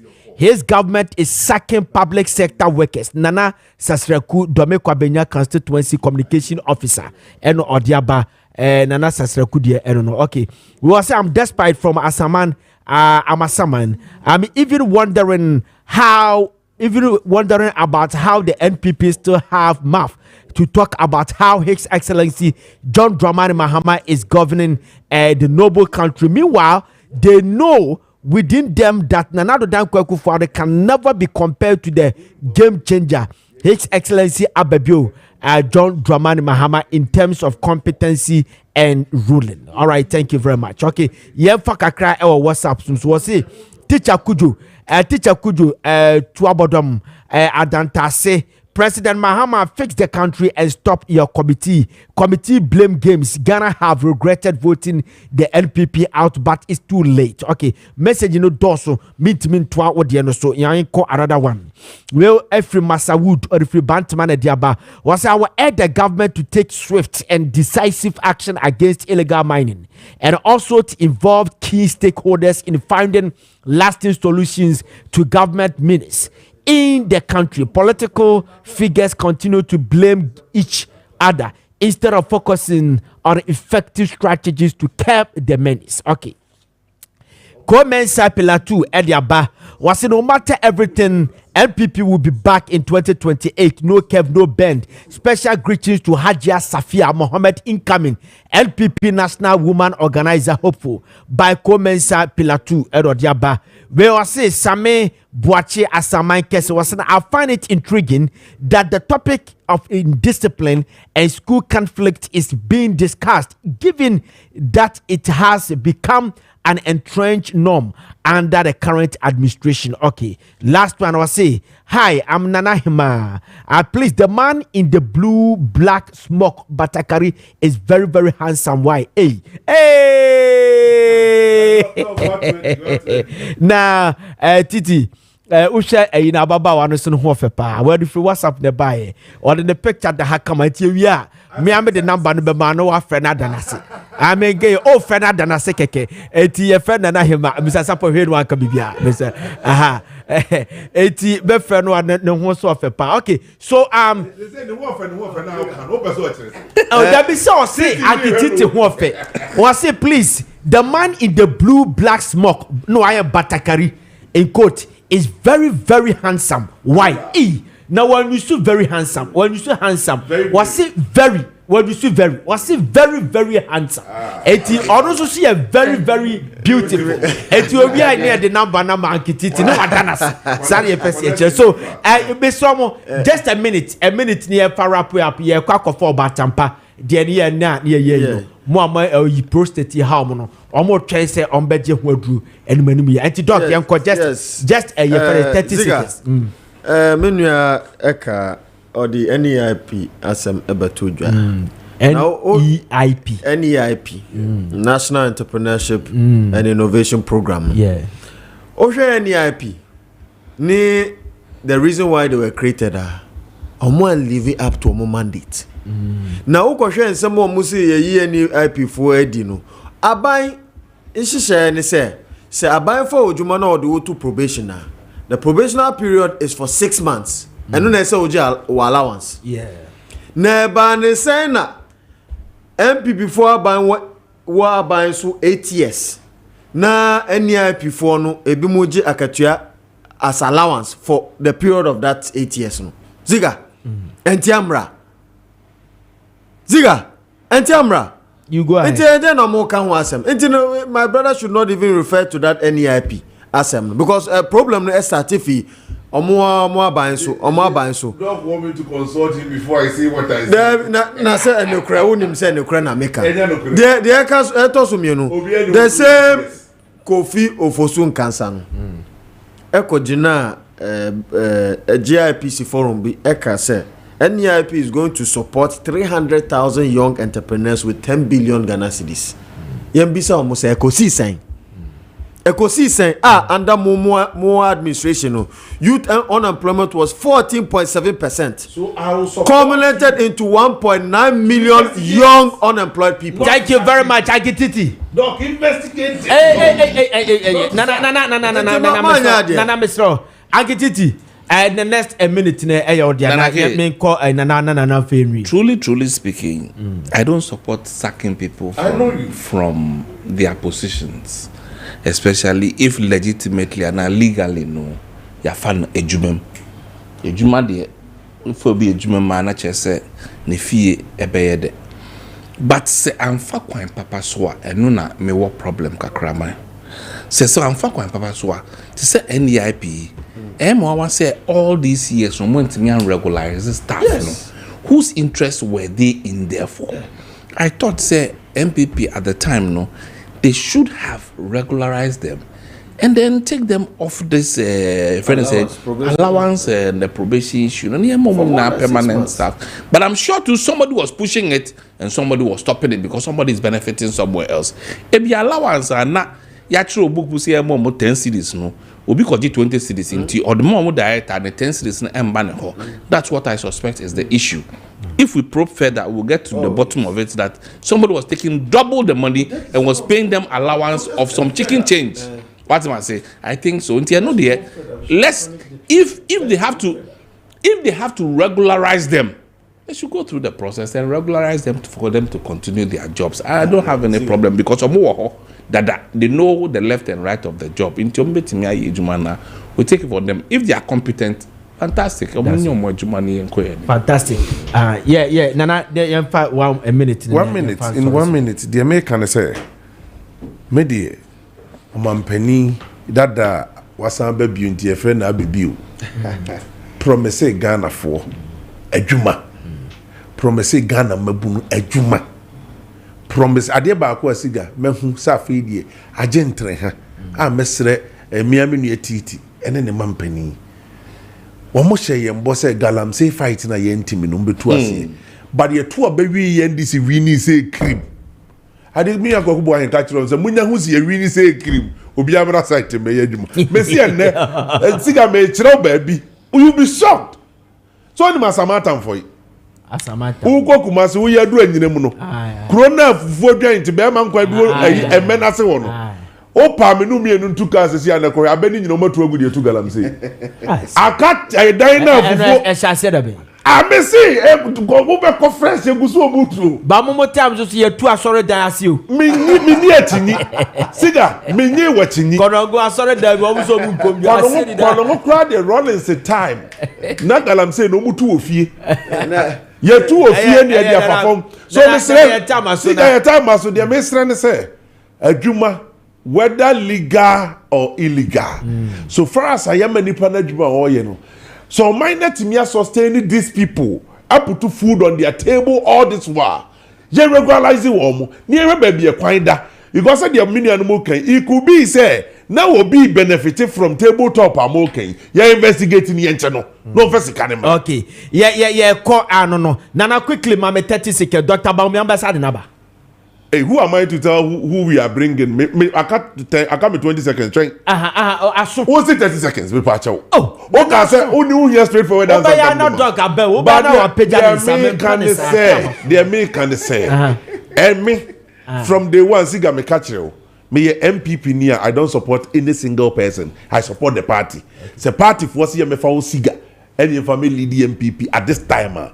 Me support you. See Sunday Dr. Mahmoud Bamieko. Na seno na party for so mo pa. Ye be support. See kwa kofa honorable Lanchire Matias and na back. No be DMPP anima. Me support. Na mo sa number. Me dem say me as me ya no me so party until na so ya. Ya em primary si man ko support obi ada. Yes, no credit. Yeah. As for you. Yenna party na chi. Na delegate in taking decision. Now one party front line is amuna multi TV so radio so party national executive regional executive muma take mu candidate muna mo be supervise election. Okay, thank you very much. What kind of leadership is this? Yeah, Brena Sopa, but your former madam say that was Tete Kateno honorable member NDC communication team Dr. Ramsey Inusaya movement for change team member Ana Nana Kwadwo Ejay Yabua aka Nana K NC NPP communication team member abeka yensa amede mpc mu dia brem sabrede me mum nyabotre mai mo asebe mpraduasa prostate hamo mo prostate no odwonso asisia na wo sa kodwonso bie wo da wutimi sore dwonso sa wo se aduru abi a wanom anase nsuo na wonom ye ni ntede bi ntesa entesa obi wo ho no mu a emu hyehyew ebi aye cancerous ebi a shortcutica o how to atwa ma doctor bia enka nkyira wo se ehu aduro no ho eno abatampafo eba betu ase de amaye etie nye din ne entie ne hwe obatampa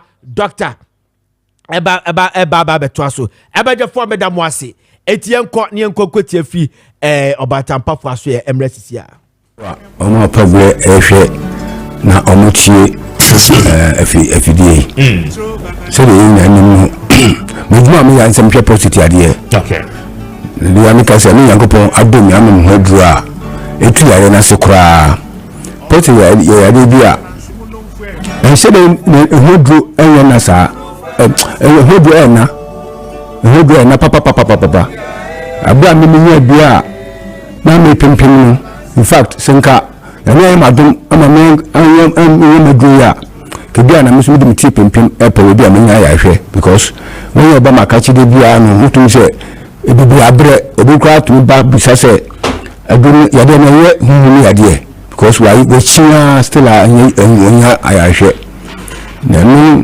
tinama de bia me ka se utimi kan positive ade ho a when you 90% healed what me ka kekenu se me ka say we are 100% healed 10% is obi try na mo abahwe abamakachi abepo machi akwan wo ba wo beto me telephone number me di kan telephone number na ache de bi ara na me wefi me number me 0553 800 678 0553 800 678 no kaswa Fifi Pratt last stop yano kwanso na Kumasi so mesan wo agent Kumasi no mano yasesan kakra ene 0207 70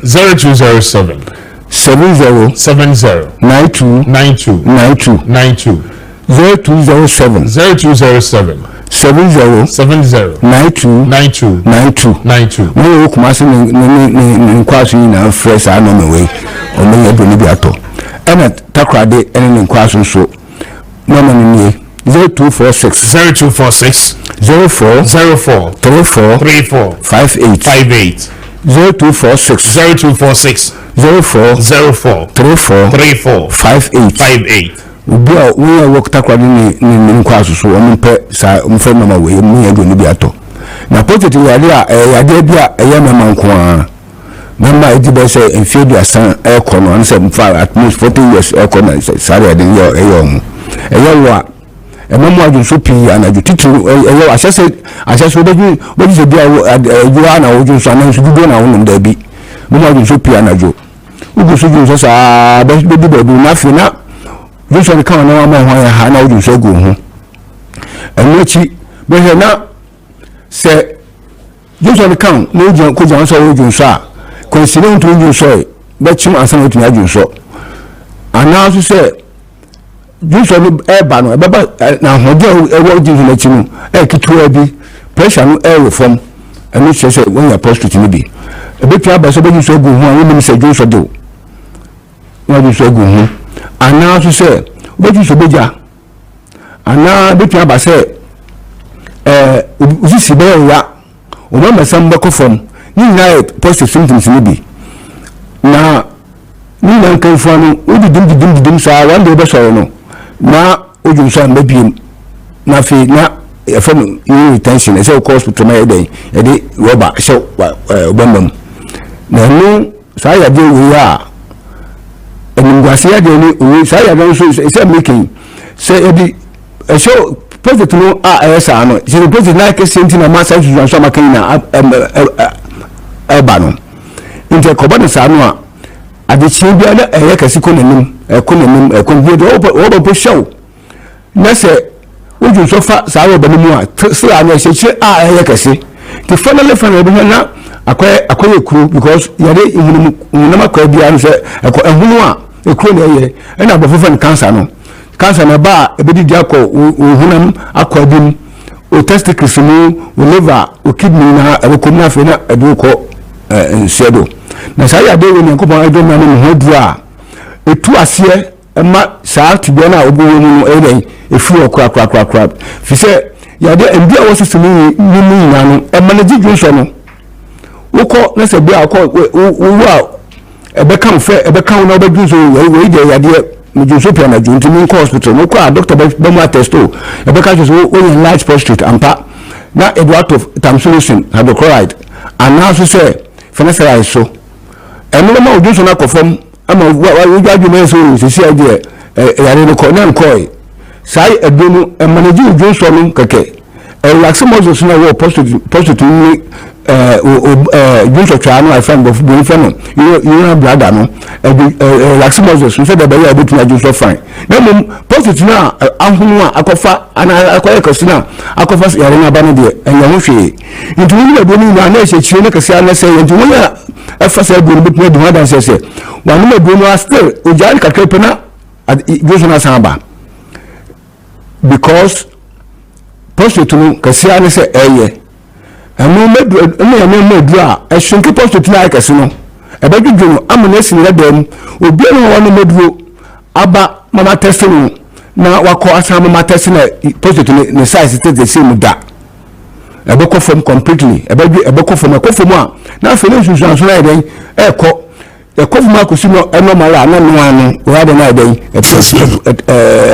asetu sai bi na ye me a me hospital de we hwe doctor sense technician testing me say be man na mai te say so daddy o positive dey e fi bi enu e free ho ana man no do no wi am ko yes a test na e free ho me nya problem be bi saa so na wan ba makache me hwe mo kwa adasidie eno mudie e chen ko fo chi akwan na one good news is say me ya ba me ba we do scrub and kwando do na omoye enkofo fe mo mame won ya ba me nchen enya ya asa na fe no omode no mama ema nkofo me do mo ase me do bibia wa ba makachi a wo yu se edum eboa na aboa no na osanso de no mama na mpofo no onkoso enya sa me do mo ase pa because ya de me ya bia enwe eni wo sa bibia me ka se so bi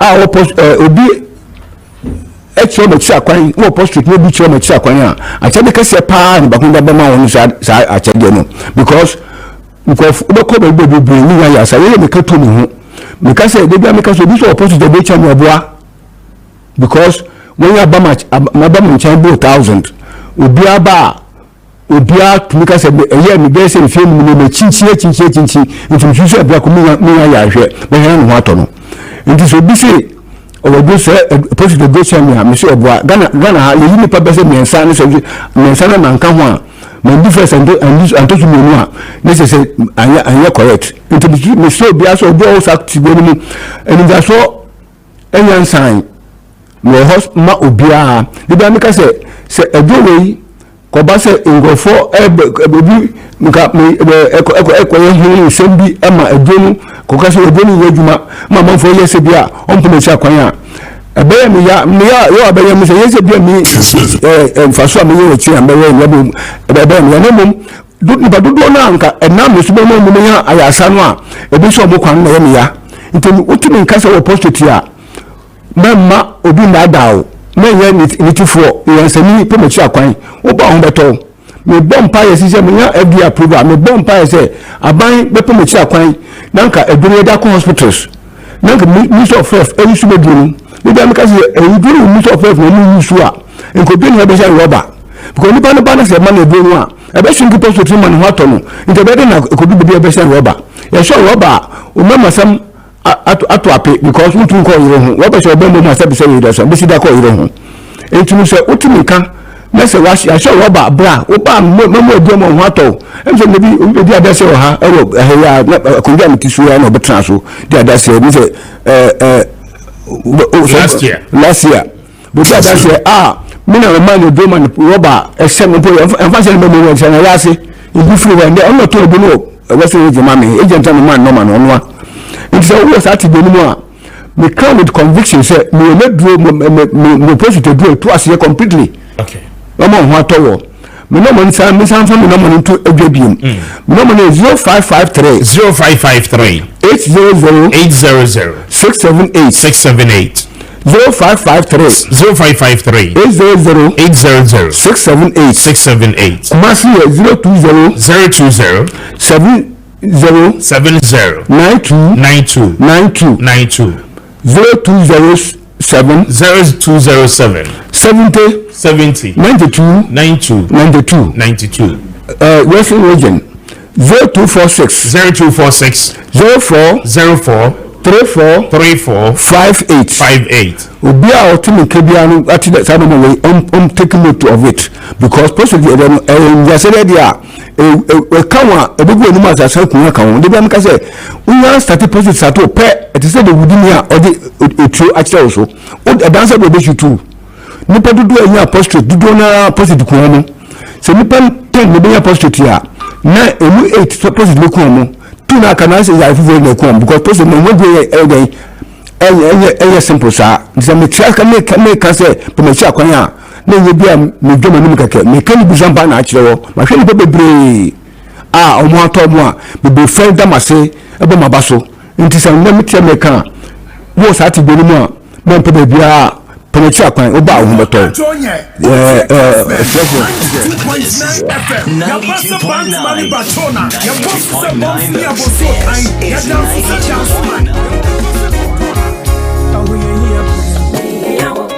so we brim I want you to brim I titi brim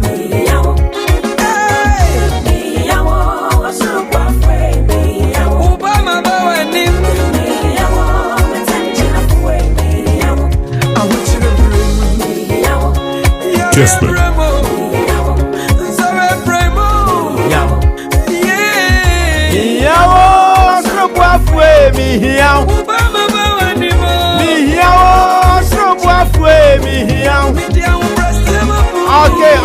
Okay, 3 minutes to the top of the hour.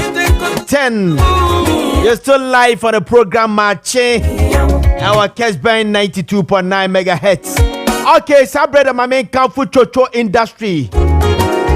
All the Chocho products and pharmacies here. Menaboka say your Chocho hair food, your Chocho your chocho soap, chocho cream, your chocho antibacterial soap, your chocho white tea, chocho hair. Na chocho semen control see the chocho balm na ba. Na chocho balm ne die tibi ya se wakobo ball and I will na feature chocho balm. Afo semen control say ne nsuo no toto awia ne nta mo te se de bokane no. Nsuo no toto akofa wona ba. Ama wo sasabro no ayi no ho eye chocho balm. Fa chocho balm ni bi tutu o body mu ni na ebetu sasabro na se e de amount. Afo semen control say chocho balm no semen predua se obi a wuti o kasa nka kakra wom anase wuti yo ya ofa chocho bam ne kakra bia na de atwitwu mama so na de bia so hnim ni na abetu e de akọ e de amawo afa ni pains kotoje ukotoje ne edwa se gaga utimi mpo nanti e chocho bam pain strains e chocho bam e chocho bam na ti akwan na ni wasem enfama afa chocho shower gel eso e de aba uni kofo na tifie efia wutimi ene santola ni juba krosa no ato atese ofie honom eya ba be sawa ne sa o mai ni ne ma ene di agro rusu ntimi nka chosa ma ne no mu konkodi agro eye dan so okodi agro ya wode yare be ba be wura wode ma ama asamu ni na ka no pa no se da be ya nkofa ntokoma wose dware chocho shower gel ni bi udware chocho shower gel ni bia ebobo ho ban eja free ayi ensa bia ho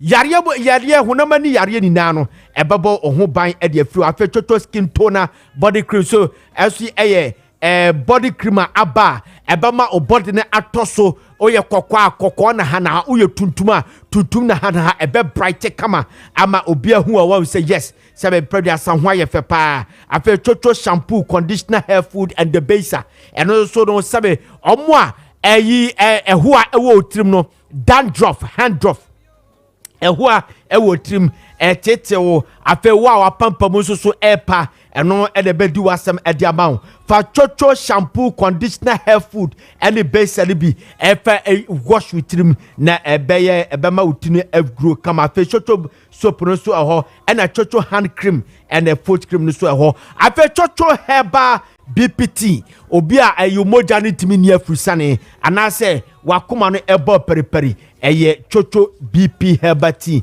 elbedi wasmama fra number we sisi 0551815388 0551815388 and 0244727348 0244727348 and 0504555535 0504555535 eye chocho yada mwase pa afei be porte se men kantra wo se munina munim se ya ka fixed deposit pa eye be port the fixed deposit the whole West Africa yani yeteso wo se bra na Bayport ya fixed deposit no se wo ya ehon faso no enya faso ade koto phone enya faso ade koto TV emfaso do so po abetimi di atre wadumam enuti na Bayport ho na Bayport se emfaso ade ba enya faso afa wo kwa akwaje ayese computer ne nya aduma ada computer be ya aduma ya boss di ho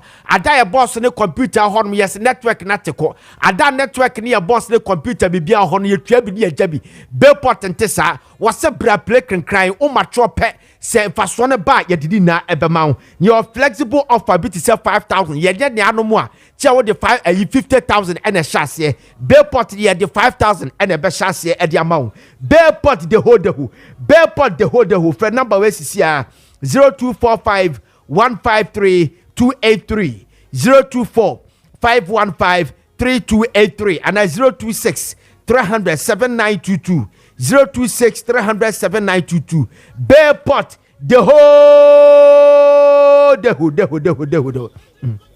okay na semen kantra was say police nedro no eye imbust herbal mixture and the dia semamai nan mobia anasa wankasa na yare we adokro wo syphilis gonorrhea pressure ulcer stroke waist pains fatigue malaria typhoid liver and kidney problems etetewo ama wa bra body na ya basa wudu sikani na hwe yare wako hospital sa bodom no ewo wiase na still huntowa eye imbust herbal mixture police ni nedro no eno ene bedi wasam ediamao na imbust herbal mixture no bubobia ebetu ase ediamao ape wasebe kanto se yare bibodi no se uni yare ni bikura no imbust herbal mixture no na boost immune system no na ema yi body no ACPC ta na pamu free yare empamu yare bia empapru ni padua na san prevent yare bia fru ni padua mu na mo na mo bisa se ene boost herbal mixture no ba otie bi wo ho na otie region bi ko ho yare bi ko wa bogatanga tamale Accra Okaishi drug lane obenya biato afa pharmacy bia wa Ghana fa na nyina no obenya biato ene bakon so ye wa Calamad pharmacy low cost road enu su obenya biato ope ba kwa ato akwakonom anaso pedodo atu akonom a akoton a number is 024 62 08496 and 0246 208496 024 208496 police nedro no embus herbal mixture LED asem edi amaye. Okay. Now happy birthday.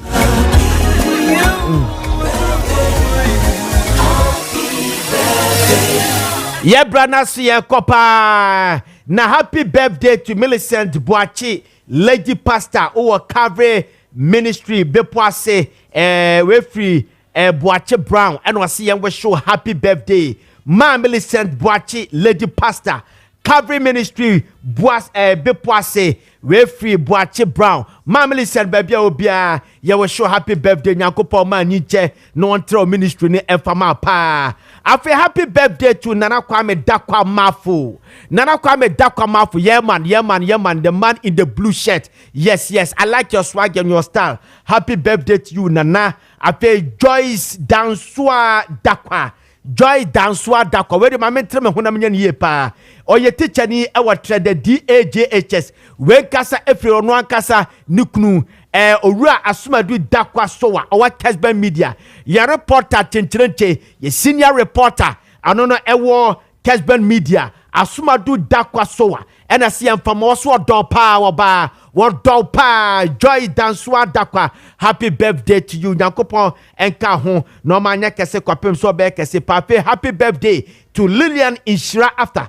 Uwo UGMC we free Dr. Nicholas Ayamga on our parliament one in the bush na and every show happy birthday Lillian Inshira after or UGMC Nyakopon ka ho omanya kese kopem se obe kese pa order for ye fam Nana Frimpong Ziega mena mede Maakye dwumadi e de ebremo na owura sapon apia Richard and the kuchini assembly ni na du gun krata so the mamia me represented the mamon so that it must lie and the technical production and omo maka na medam wase Nana Frimpong Ziega ni nyame adom o kire besesia bye bye. We are say asama to nyonko na to baby anka mfa ho menso metene baby anka me pema yeden nanso wadoma nkoma bo ade ebo nipa bata nipa ho obi ada na nyonko ensu na yirasio obi a woni duma odidi bo a oman wokwa na ni kosi na fo wa yuku ni chechere ne ma obi ana ni koso ni ja obrechi ni kupodu fo eja wo mu anku ni maba aguna na yiri kwa ba akasa no makasa French mbobie na no awoboajo asana na ho fedua wani bono so awira tete wokwa ne bane na sene ne ba ejo no bi no anta bi eja wo mu anami di asem asa chiri na no mpa no asem eja wo mu asoma di aba wodoma